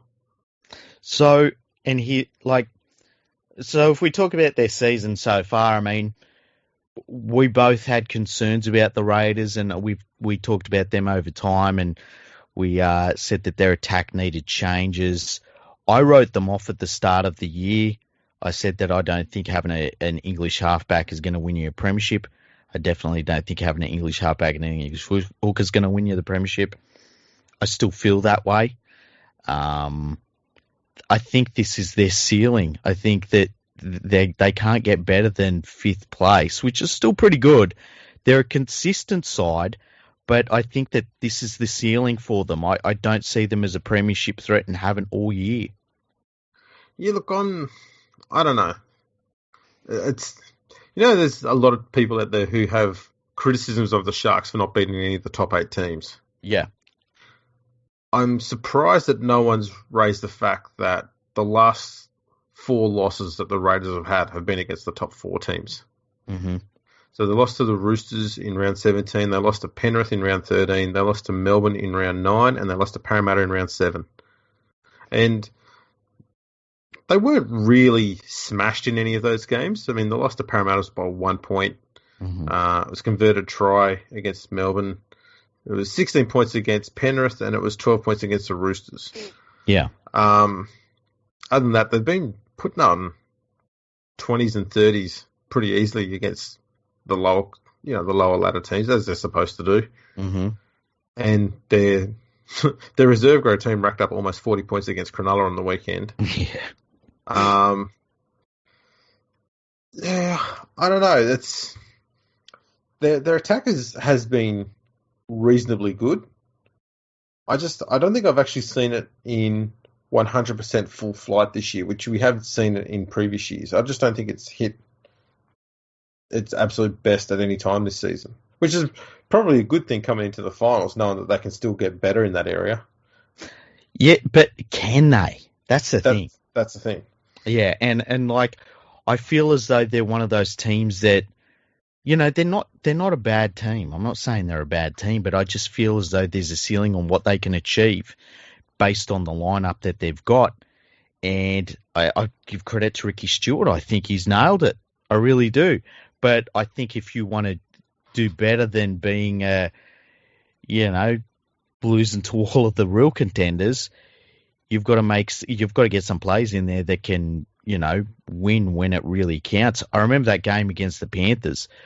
It was a 16-point win for the Panthers, but at no point in that game did I ever feel as though the Panthers were losing it. And there was one point in the game where they just strangled that's crazy. They absolutely strangled the Raiders out of it. Yeah. So yeah, I just think you can't, with the way that they're put together, I feel as though they need a proper halfback, a playmaker at halfback. I don't think Williams is that at all.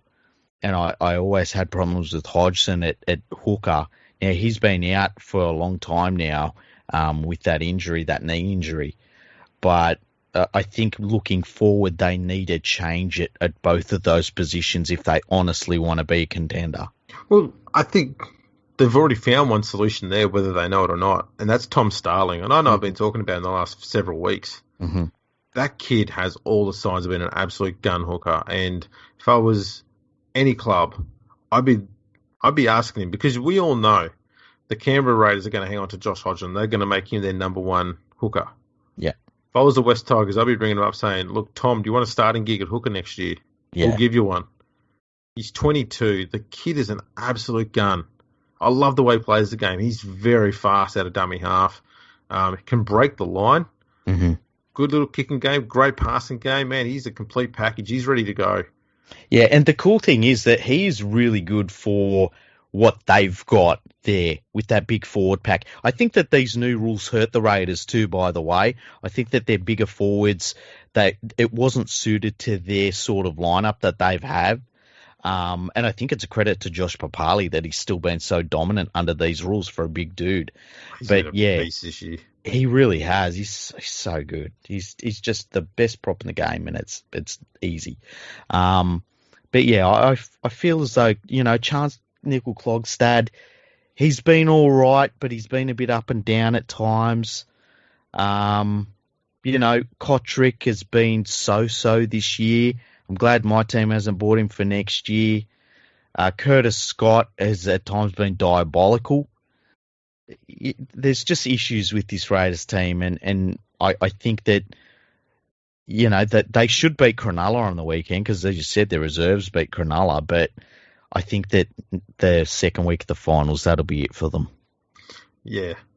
For the Raiders, Nick Kotrick and Saliva Havili were the only two players to play all 20 games this year. Top try scorer was Kotrick with 12, and top point scorer was Jared Croker with 146 points. There you go. No surprises with those two, I don't think. No. Right, so now we're into the top four, the Roosters.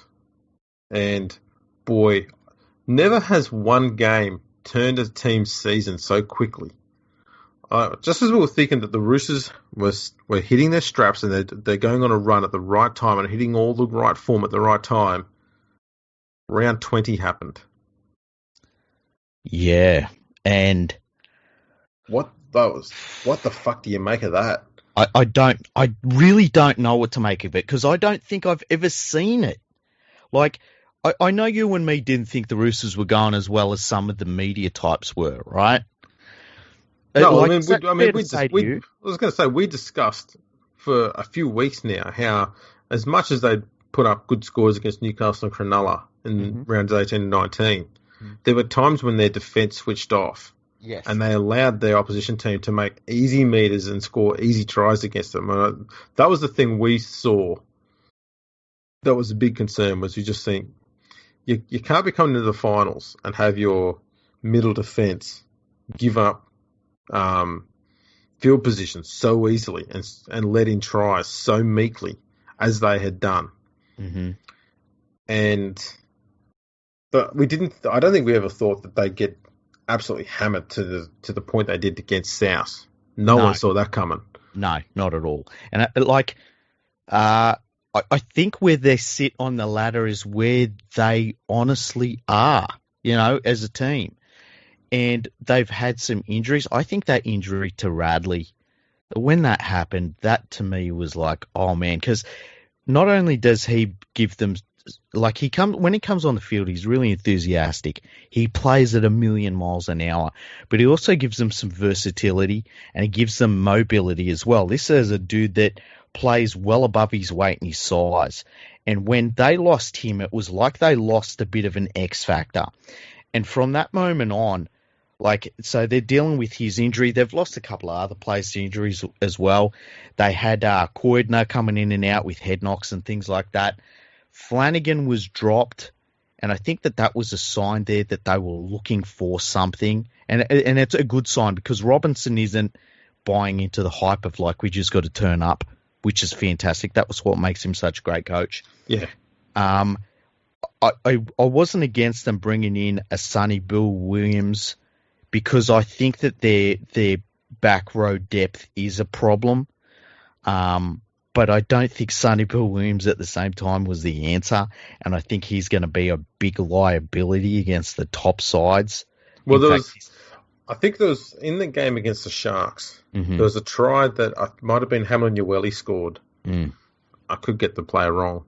But it was a simple one-on-one job for Sonny Bill Williams. And Williams didn't even get a hand near him. Yeah.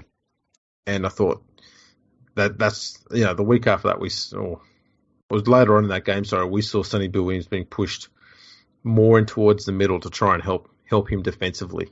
Yeah. That's a worry. If you're having to look after a forward from your bench, you got to look after them in defence. Yeah, and he's 35, and he's played a handful of games this year, and he's played 3 NRL games. He's played 4 games this year, and I think he played 3 games for the Wolfpack. And look, I probably put down his form more than anything to the fact that he has been injured, and he hasn't played much footy in the last 5 months prior to coming over to the Roosters. Mm-hmm. And he only had a week or 2 of training after recovering from his injury, and then bang, he's straight back in the side. Yeah, it's not really fair on Sonny Bill either. No, it's not. And there's an unhealthy expectation upon him that he's going to be some sort of X factor that's going to deliver all of this, unbelievable attack for them. Mm-hmm. He's just not that player anymore. No. And I don't know. I think Robertson's still trying to find out the best way to use Sonny Bill in the team. Mm-hmm. So I don't know. It'll be interesting to see what he does in the finals. I wouldn't be surprised if he drops him for one of the finals matches, just to give him a bit of a breather and let someone else have a crack. I guess who's a bit younger and a bit more energetic, and it might be enough to help Sonny Bill sort of help with his recovery from his injury and get his match fitness back up to where it needs to be. Yeah, and when you look at their season overall, they're 2-time premiers. First time it's happened really since 1992-93. Yep. And to do that in the current era of the NRL is absolutely ridiculous. It's outstanding, and to play at such a high level for that long. And it wasn't going to take much to wear them down a bit. And I think that those couple of injuries that they got earlier in this season is what it's been that has worn them down. I tend to feel as though they're out of it now. We all know that no team has ever had 50 points scored against them and has gone on to win the premiership. They had 60 put on them a couple of days ago. That's massive. I wonder how Robinson goes into this game, because I against the Panthers on Friday night, and I don't want to turn this into a finals preview, but I think that a few days ago he would probably have been thinking to himself, I go in and I say, we've got the experience. We're the defending champions. They don't know what's about to hit them. They don't really know finals football. All that's out the window when you've just lost by 60 points. Yeah, this is all about... they're not going to be thinking too much about Penrith in this game. They've got to be thinking about how do we stop that from happening again and be competitive again. And that's what it'll be all about. Other than that, I mean, it's been a pretty solid season. They lost their first 2 games narrowly, and then when the competition resumed, their attack was singing. Had a close loss to Melbourne, a 4-point loss to Canberra, and a 24-6 loss to Melbourne in round 14. They were their only losses between round 3 and round 19. Mm-hmm. So they were playing pretty well. And then that 68 loss to South at the end. That's just put a big question mark over what's going on. I've never seen one game have that impact on a team before. No, I mean, can you ever think of a time where you've come into the end of the year and it's like, oh, this team's a contender, and then that happens? No, never before. No. It's crazy. Not one of their players played all 20 games this year. Oh, wow. And their top try scorer this year was Brett Morris with 12. Mm-hmm. Top point scorer, Kyle Flanagan, 184. Very good effort. And he didn't play every game either, so... No, he missed 2 games, and he didn't score a single point in the last game, even though he had 2 shots at goal. Mm. So there we go. All right, top 3. Parramatta finished 3rd. Yeah, and once again, a bit of a funny season for the Eels. Yeah, like the year started kind of similar to the way their finals campaign started last year. Like, they were red hot. They were looking like they were the real deal. Won their opening 5 games, had the only win against Penrith for the year. Mm-hmm. And then they lost to the Roosters the week after. Recovered quickly, beat the Raiders in a quick one. They're in a close one, sorry. beat the Cowboys and the Knights, had a shock loss to Manly, and that's kind of where things changed a little bit. Yeah. So they were first at the time when they come against Manly, and Manly, I think, had just come off a bad loss, and that was unexpected. Parramatta won their next 3 games, but they were not convincing, and the attack was different. Yeah. It wasn't free-flowing, it wasn't sharp, it wasn't brutal or unrelenting. It was doing enough. And it wasn't like they were being conservative. Like, doing enough was the maximum they were able to achieve for a while there in their attack. Mm-hmm. They beat the Tigers 26-16. They beat the Bulldogs by 2 points. They beat Cronulla by 2 points. They lost to the Dragons by 2. They beat Melbourne by 14. They then got flogged by South. They beat the Warriors by 6. They were never in that game against Penrith that they lost 20-2. Mm. Then they beat that game flattered them on the scoreboard. Like, that was a no contest. Yeah, they weren't in that at any point. They never looked like they were going to threaten Penrith in that game at any point. Mm. They beat Brisbane, but then again, so is everyone. And then they were lucky to beat the West Tigers in the last round. As I said, like, the Tigers, if their goal kicking had been only a little bit better, the Tigers won that game. So it's there's just something unconvincing about them now. They started the season looking like they were going to be the genuine premiership favourites. They looked unbeatable. And then it's just slowly, like, they haven't been horrible at, for any long period. Every time they've had a loss, they've been able to rectify it and win the next week. They haven't had back-to-back losses all year. That's a good thing. Mm-hmm. But we haven't been convinced by their attacks since about round 8. When they put 40 on the Cowboys. That's pretty much it.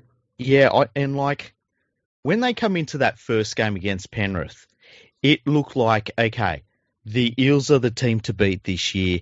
Penrith might be all right this year, and we'll see how they go against a real premiership contender. And they beat Penrith. And you're like, oh, well, that kind of makes sense because the Eels just look unstoppable. And then things changed, and they've never changed back. You've kind of been waiting for them to get that form back, and it hasn't come back. It's not like, a lot of their players are still in pretty good form, but it's not the entire team that's in good form. Junior Paulo is still one of their best players. He's fantastic. Dylan Brown, who is currently injured, I think is their big loss. And when you look at the way that Moses has been playing, at the start of the year, he was on fire. And since they have not been, beaten everyone, he's looked like a completely different player. He's been very, very quiet. I suggest even when Brown has been out, he hasn't even been their best halfback after that. I think Jai Fields has been better than him. Well, Moses has been tentative. Yeah. And we're seeing him play the way he was playing at the West Tigers, where instead of doing what Brad Arthur got him to do, which was, Arthur managed to see that when Moses plays straight, that's when he plays at his best. Mm-hmm. And that's what Moses has been doing most of his time at Parramatta. But the back half of this season, he's been very sideways. And that's what he's doing at the Tigers. And we didn't see the best of Moses at the Tigers because of that. And that's what he's doing now. And I put a lot of it down to the fact that Reid Money wasn't there. Mm-hmm. He's only come back in the last week or two, I think. Mm. And so he'll help to get a lot of those runners running straight again, which will help to sort of straighten Moses up a little bit as well. Mm-hmm. So hopefully, for Parramatta's sake, that'll lead to Moses playing a little bit better. But Parramatta's the only team in the top 8 who did not come up with at least 420-odd points this year. Yeah, and they finished on 392. The next worst was Newcastle with 421. And it's like some of their forwards fell right off, like Reagan Campbell-Gillard. He started off the season really well and just fell away. I was a bit surprised that they allowed Daniel Alvaro to go to the Warriors because I thought he was one of those players like, he's very good off the bench and, he can fire up a team with the way that he runs the ball hard. Kane Evans, he tailed off as the season went on as well. Nathan Brown obviously had that thing with, pretending that he'd hurt his neck and then jumping straight up, and you could say that probably didn't affect him, but I feel as though on some level it did. Whether it was affected him or other teams just got the shits with him and just targeted him from then on. Yeah, I don't know. I think the other thing is that also brought out some people analysing Parramatta and saying that they've been taking that dive regarding, suffering from crusher tackles more often than any other team, purely to get penalties. Mm-hmm. And I don't know if other teams took notice of that commentary, and they started to tackle them differently so that they couldn't rely on that anymore. Mm-hmm. I think it's a bit harsh to think that they did.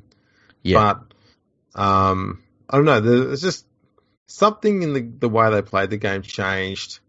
I'd probably be more inclined to put it down to just Moses being injured and then Mooney getting injured and Dylan Brown going missing because of his injury, and it just it took away from their rhythm and their flow. And I think those three players getting injured was what changed their season. The fact they still won games and stuff like that's a credit to the rest of the side, but I think right now they are missing Brown a lot more than anybody else. Yeah, I would ask you this question too, because I think that if Brown was to come back this week, I saw NRL Physio saying it would be the fastest anyone's ever come back from the injury that he had. So I don't expect him to be back this round, especially when you consider that they're playing the Storm. It's going to be a hard game to win anyway, and they get a second chance. So, he's going to he'll probably be right the following week. If you took Moses and switched him for Benji Marshall right now, what would your thoughts on the Parramatta Eels be? Because if it was possible to make that switch right now, I'd be terrified of the Eels. Yeah, it's an interesting one. I don't know. I think I'd probably leave Moses in the side, but I'd put Benji on the bench. Mm-hmm. And just say, look, Benji's going to come on in the second half, and he's going to play as a 6. Mm-hmm. So, Moses, it's still your team, but Benji's going to be there, and he's going to be setting up tries and shit like that, just like you are. He's going to be a playmaker. He's not going to be a ball runner. Mm-hmm. So, I think Moses works best when he's got some competition. And especially when the competition is a better playmaker than him, it gives him something to aspire to work towards. Yeah. But when he's an equal to someone else, I think a part of his mind goes, okay, I'm their equal, I'm safe, I'm good enough, that's good enough. So I think that's part of what he does mentally. But if he's got someone who's better than him, then he tries to lift his game up to their level so that he can try and be better than them. And I think that's what you got with Dylan Brown. He's a genuinely good playmaker. So Brown playing well dragged Moses up to his level, so to speak.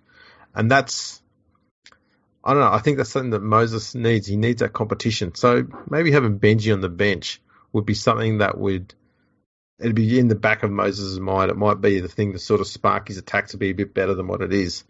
Because at the moment, he's a bit pedestrian. I think he's still worried about stretching out when he's running the ball.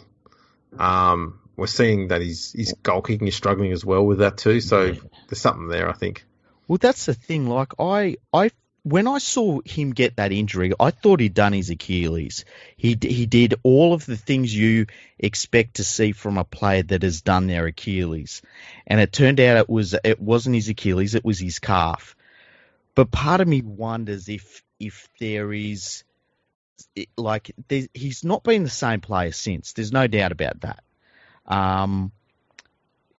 I just think that he's gone right back in his shell, and how do you get him back out of it? Because you need him to go into the game thinking he's the most dangerous player on the field. When he's out there and he thinks he's the most dangerous player on the field and he can't do any wrong, he's the most dangerous player on the field, and he can't do any wrong. I'll tell you what you do. You go up to him and say, Mitch, Brad Fittler's just had a conversation with me, and he said, if you can find that for me at the start of the year, he's going to put you in the New South Wales squad.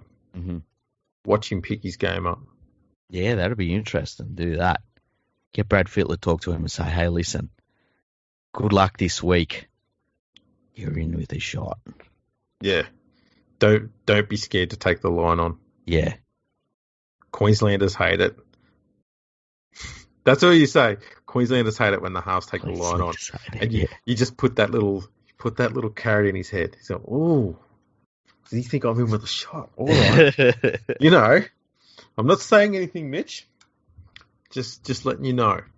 So for Parramatta, they had a few players play 20 games this year. Wonga Blake, Micah Sevo, Clint Gutherson, and Sean Lane all played 20 games.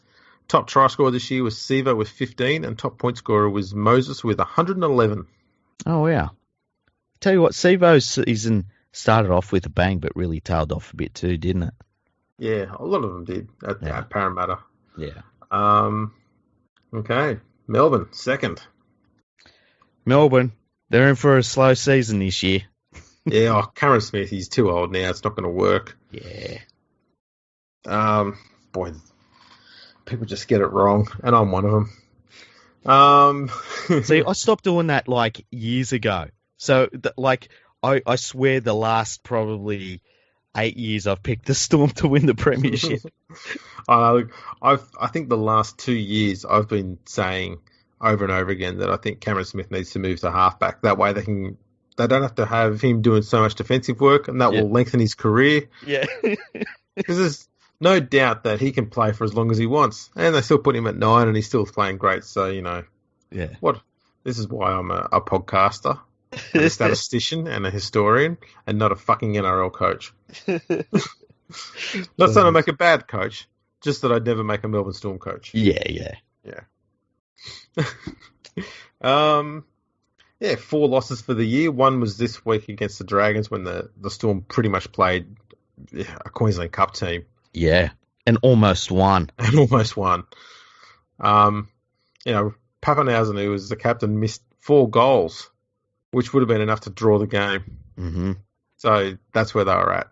Not a bad season from the Storm. They were competitive in pretty much every single game they played. Mm-hmm. The Raiders did a job on them in round 3, beat them 22-6. Panthers beat them 21-14 in round 6. That was a bloody good game. Yeah, and they had a pretty much a shocking performance when they played against Parramatta in round 15 and lost 14-0. Yeah, and they had quite a few players out for that game. And then just the loss today against the Dragons, 30-22, and as we said, that was basically a second string Melbourne team. So you can't really take anything from that. They've rested all of their star players, so they're going to be in good health and good form coming into the finals. Yeah, and they're doing everything you could want from them. I still do think they need a halfback. And this is going in last year. We were talking about Jerome Hughes. I don't think he's the halfback that they need to win a premiership. And I'm yet to be convinced. Cameron Munster, fantastic. Cameron Smith, amazing. Their forwards have been very good this year. They've got a lot of... Josh Addo-Carr's had maybe his best season ever. He's been really fantastic, and he's done more than just being on the end of try scorer and get plays. He's really changed games for them at times. Which is and cool I think it's come down to the fact that instead of just parking himself on the wing and waiting for the opportunities to come to him, he's been very, very proactive about coming in and looking for the ball and trying to make something happen. Yep. And that's been a huge benefit to his career because he's looked $1 million. He really has. Justin Olam has been improved on last year, which I think he needed to. And then Pappenhausen at the back. He's really added that X factor that they were probably missing last year. Oh, absolutely. He's kicked on so well. The thing that has happened is they've been playing Brandon Smith in this team, sometimes a prop, sometimes on the bench. But what happens is usually around about the second half, you tend to start seeing Cameron Smith being shifted out to first receiver. Mm-hmm. Brandon's still being able to play some hooker, and Cameron's playing as first receiver. He's a little bit outside the ruck, so he's got a bit more time to sort of be creative and help Hughes out. a bit with playmaking duties, and that's you. I've seen the Storm meddling with it a bit over the last 2 seasons, and they're doing it a bit more this year. I think the difference is that this year it's working better. Yeah, yeah. I think Jerome Hughes he's actually had a reasonably decent back end of the season. Yeah, yeah. And there's quite a few players who they brought in for today's game who played pretty well, which would be good for Craig Bellamy coming into the finals, knowing that he's got a fair bit more depth than he may have realised at the time. Yeah, and like they look more set than they did this time last year. I feel like they're more settled. Yeah. They know where they're at, and that's a good thing. They've got a few more different looks that they can give you as well. I think sometimes the problem that the Storm have had is that they have a set thing that they like to go out and do when they do it, and they don't have enough wrinkles in their game plan to put another team on the back foot because the other team knows what the Storm's going to give them. That's right. And I think that this year they've got those wrinkles in their game that they can throw a few different things that worries you and that you're not expecting. Yep. No, I think they're going to have a good finals campaign. I mean, they're going to have Parramatta in the first week, I think, aren't they? So you'd expect a fully rested Storm in good form to beat that Parramatta team we just spoke about, and then get a week off. Yeah. Do you feel like play them? I feel who would they play then? I worked this out yesterday. Hey, who would want to take them on? It would be a team in the bottom 4. Yeah.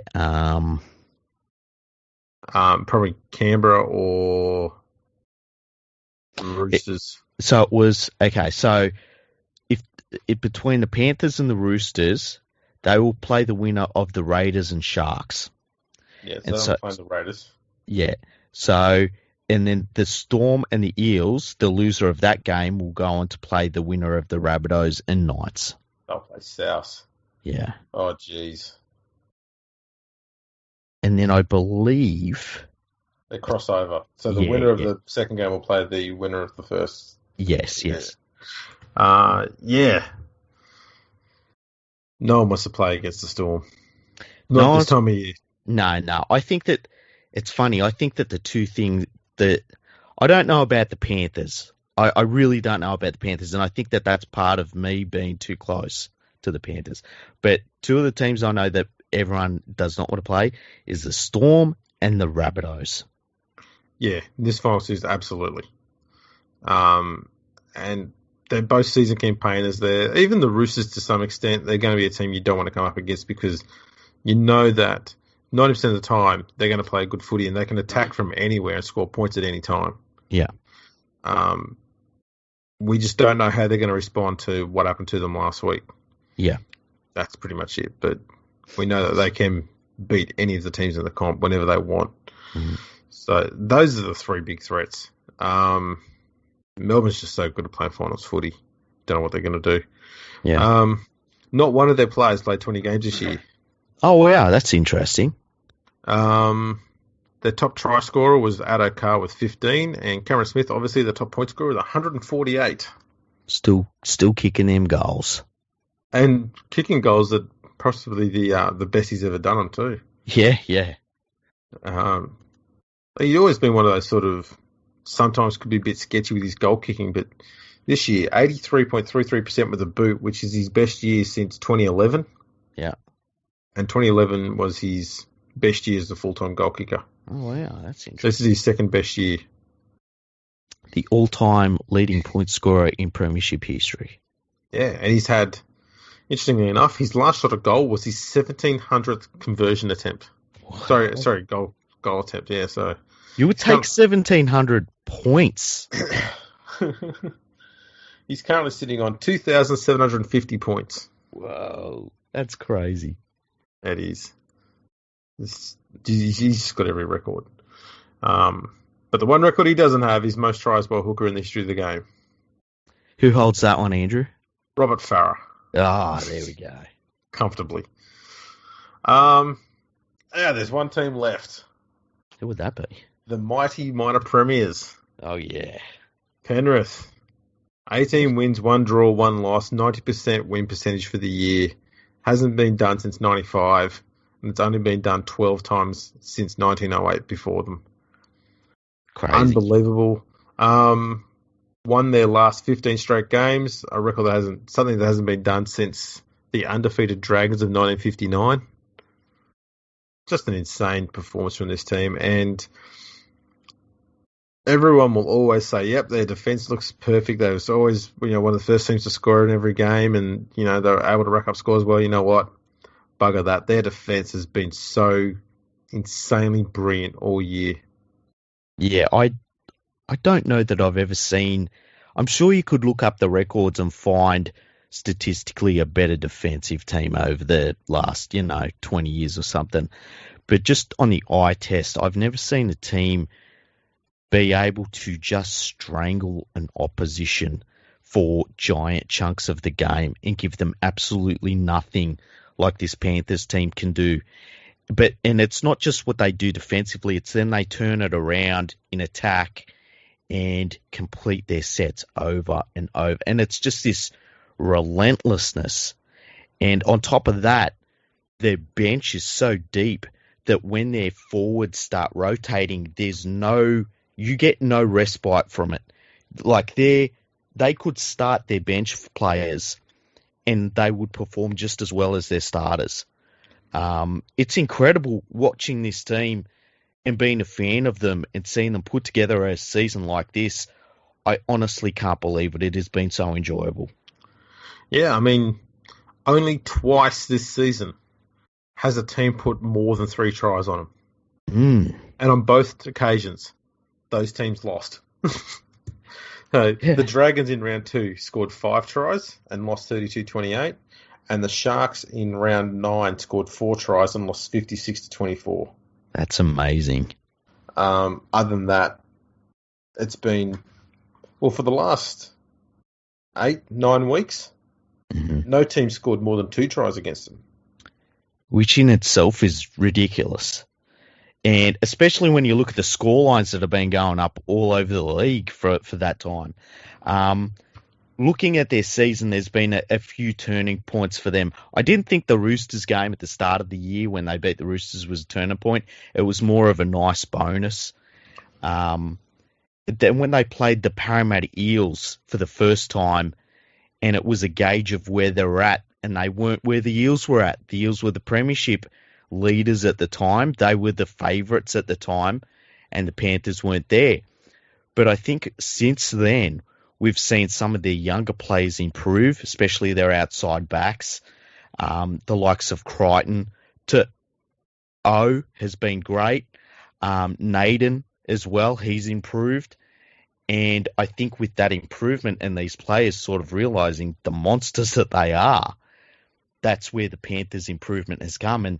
And when you couple that with what their forwards were already doing, and then on top of that, Nathan Cleary, who you got to remember, he was out for a couple of weeks after we come back into the competition, and he has put together one of the great halfback seasons I've ever seen. I'm not saying that he has done the sorts of things you've seen from an Andrew Johns at his best, but I would say everyone behind him, I don't think I've seen a halfback do what Nathan Cleary has put together over the course of an entire season, and his goal kicking and his defence. And it's just been incredible. And so there was that game against the Parramatta Eels, weren't quite there. The next game for me was when they took on the Storm and they flat out beat the Storm. That was amazing. I think for me, the turning point was after they lost to Parramatta. Mm-hmm. And that was their first loss of the year, obviously. Yep. They then come up against the Storm, and they had a tricky run after that because they also had the Tigers, who were not doing too bad at the time. The Sharks, whose attack had been pretty strong, and you never knew what sort of Sharks team you were going to get. Same with the Cowboys. And so there were these really tricky games. You couldn't get a gauge on what was going to happen. You didn't know what you were coming up against. Yeah. And it was a tricky run coming up. And the first thing they had to do was get past Melbourne, who, let's be honest, Penrith's record against Melbourne in the last 14, 15 years. atrocious. So since 2006, they played them 20 times and had 18 losses. Mm. So they were a genuine hoodoo team. And they came out and beat them 21-14 in an absolute stunning match. And Penrith hung in and they refused to let Melbourne to get back into the game. Mm-hmm. They just kept in control of the game. And that, for me, was the turning point. Yeah. Because that was the start of the entire 15-game run. And they've not looked like losing any game since then. No, there was a win, game against the Raiders where people were still saying, "Oh, the Raiders," and they come up against the Raiders, and it was just a no contest once again. And that was next game. That was when the Raiders were starting to show a bit of their attack. Yeah. So we thought they're starting to wind up now, and yep, they looked after them very comfortably. The next big challenge, I guess, is going to be against Brisbane, because any time a team goes on a losing run or a winning run, there's always this expectation it's going to end sometime soon. Yeah. And Brisbane came out to play in that game. Yeah, and it's weird because in that game, I've been confident in most of these games since they started. Once they got past the Storm and they started getting on that roll, and it's like, well, they really and you and me talked about it on a podcast. There was, I think it was 15 games into the season, we were like, they kind of should win the rest of these games. But that Brisbane game is probably the most nervous I've been, because it had all of those elements. Like the Broncos had nothing to lose. It was at that point where people were waiting for the Panthers to fall off, and wouldn't it be funny if they did against the Broncos? And the Broncos played really, really well. It was a really good game to watch. Yeah, Brisbane really came out for that game. But no, to their credit, they stuck true and solid and continued their great form and rounded out with a very convincing win in the end of the year with a 42-0 flogging of the Dogs. Yeah. And the other one too was that return game against the Eels. Yes. And it being the only team that had beaten them, and to beat them so convincingly, just to crush them, was amazing. I actually went to that game. It was fantastic, thanks to Nadine. And to see that, but then to come out against the Dogs, and it's like, what do you want to see the Panthers do against a team like the Bulldogs? And they probably did exactly what you would have wanted to see. 42-0. Exactly. 3 players played all 20 games for the Panthers this year. It was Jerome Luai, Isaac Yeo, and Moses Leota. Top try scorer was Stephen Crichton with 15, and top point scorer Nathan Cleary with 171 from 18 games. It's been fantastic, Cleary. I mean, it's hard to pick a player in the team that hasn't played well. Even the reserves have played well. Dane Laurie on the weekend playing at fullback was fantastic. Charlie Stain, 6 tries in 2 games. Yeah, the greatest try scorer in the history of the game. Yeah.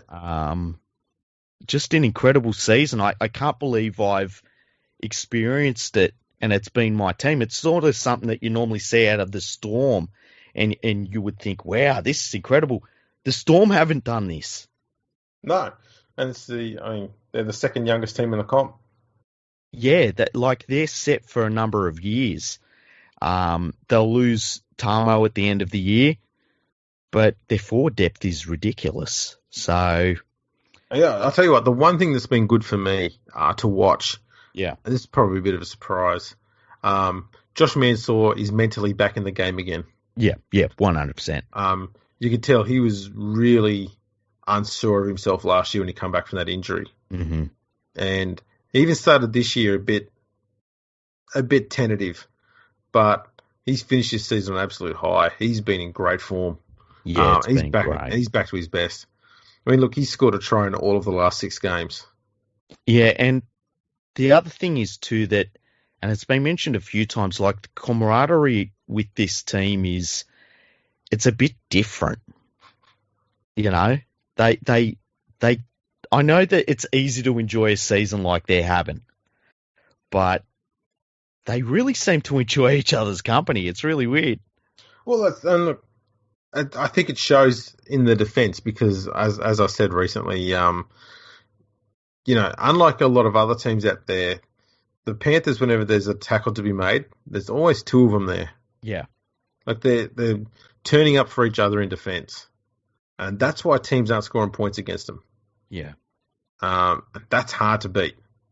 So they're not unbeatable, but it's going to take a very, very unique attack to get past them. And that's why I think Melbourne and the Roosters are going to be Penrith's biggest threat, because they both have very dynamic attacking options across the park on both sides of the field. And that's what it's going to take. I don't think Parramatta offers that. Yeah, I agree. And like the Panthers will tackle all day. So you're not going to wear them down. No. It's going to take an incisive attack and to really, break them open. And yeah, the Storm and the Roosters are the two. I'm happy to be playing the Roosters first up. If the Roosters can turn it around from last week and win, bloody hell. Like, that in itself is historic. But yeah, it's been an amazing season, and I've just loved every minute of it. And I know there's a lot of criticisms and stuff. I don't care about any of it. I love hearing it. I love all of the naysayers and the draw's been soft, and it's like, well, they beat everyone. It's like, they've played a lot of games at home, and it's like, well, a lot of teams have played games at home. And just all of these criticisms, I'm like, just keep feeding me them. Give me more. And as I said to Nadine a few weeks ago, I will be happy to hear people saying, oh, yeah, but it's an asterisk season while we're all getting COVID as we're at the grand final parade. So, well, you know what? I want to quickly address that thing about people calling it an asterisk season. Oh. Okay. We have had seasons that have been shortened. Yep. On a whim. Yep. In the past, and no one has called any of those seasons asterisk seasons. Mm-hmm. I'm happy to go through a few. 1925. South was so far ahead of everyone, and there was still a few rounds left to go. Mm-hmm. But because the season was first past the post, which means if you're the minor premier, we won't have finals. You just automatically the premier, unless you're on the same competition points as the team that's in second and third, etc., etc. South was so far ahead; they hadn't lost a single game. They just went, let's just stop the season now and play a midweek cup. Mm-hmm. That's what they did. No one's taken that title off South. In 1924, in 1921, 1937, these are all seasons that only had about 8 or 9 rounds. Yep. No one takes those competitions away from those people.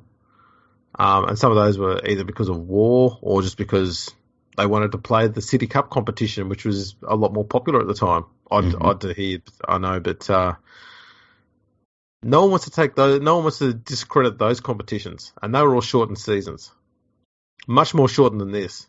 Yeah. And so, as far as I'm concerned, if every team is turning up, they're full strength, and they're committed to playing the games, and they're all playing the same number of games. Though I can't see any reason why this should be considered a asterisk season. Even the Warriors, who didn't even get to use their full strength squad, still managed to put in a bloody stellar season for what they had to deal with. Yeah. And I think it's absolute horseshit that people want to try and discredit this season as being an asterisk season because of the virus. It's incorrect. Yeah. And it's utterly stupid. Utterly stupid. I don't accept it at all, and I never will. Yeah, I don't get it either. When I think how many games would you have to play before you start saying, oh yeah, but it's one of those seasons. I feel as though it's less than one game against each team. Like, if we were playing a 12-game season, I'd say, well, it's a bit of a different season. Well, yeah, I mean, so long as you play everyone at least once, I think that is enough to call it a legit season. Yeah, yeah. And that's always been the main goal for the competition, is we must make sure that everyone plays each other at least once. Yep, 100%. And the other thing is too, and we talked about this in the last episode, the fact that there's been no origin to break it up and it's been a straight through season, I've really enjoyed that. I think it's been fantastic. And I think it's it's if anything, it's enhanced the season because it's been a natural season. It hasn't been broken up by something artificial. And so, like, I just, there's no way it can be seen as a asterisk season. And, like, I don't mind if people say it because whoever wins the title at the end of the year will not give a shit what people are saying. They never, ever do. But, you know, it's a weird thing. I think people say it to be clever, and it's not real clever. No, it's dumb. Well, I'll tell you what. We should probably wrap this one up because it's gone on a bit longer than we probably thought. It's just a quick one. Yeah, just a quick one. Yeah. So thanks for enduring our season review. We're going to have to do a finals preview and do some history pieces, stuff like that over the next week or so. Yeah, I'm looking forward to doing the finals preview. My voice has just managed to get it to the end of this podcast, hey? It has. I'll tell you what. In the last 2.5 days, we've now pumped out over 8.5 hours of content. Whoa, that's amazing. two live shows, 2 podcasts. So if you want to see the whole lot in one easier to check out place, go to our YouTube page, subscribe, like all the videos on there. It'll take you a while. And if you want, I know we want you to, press play on every single video. Yeah. It's fantastic. Play all and then just listen. Yeah, or don't. Just turn the volume down and just go do something else and just leave the browser open for 3 months till it finishes. That'll be fine. We'll be happy with that.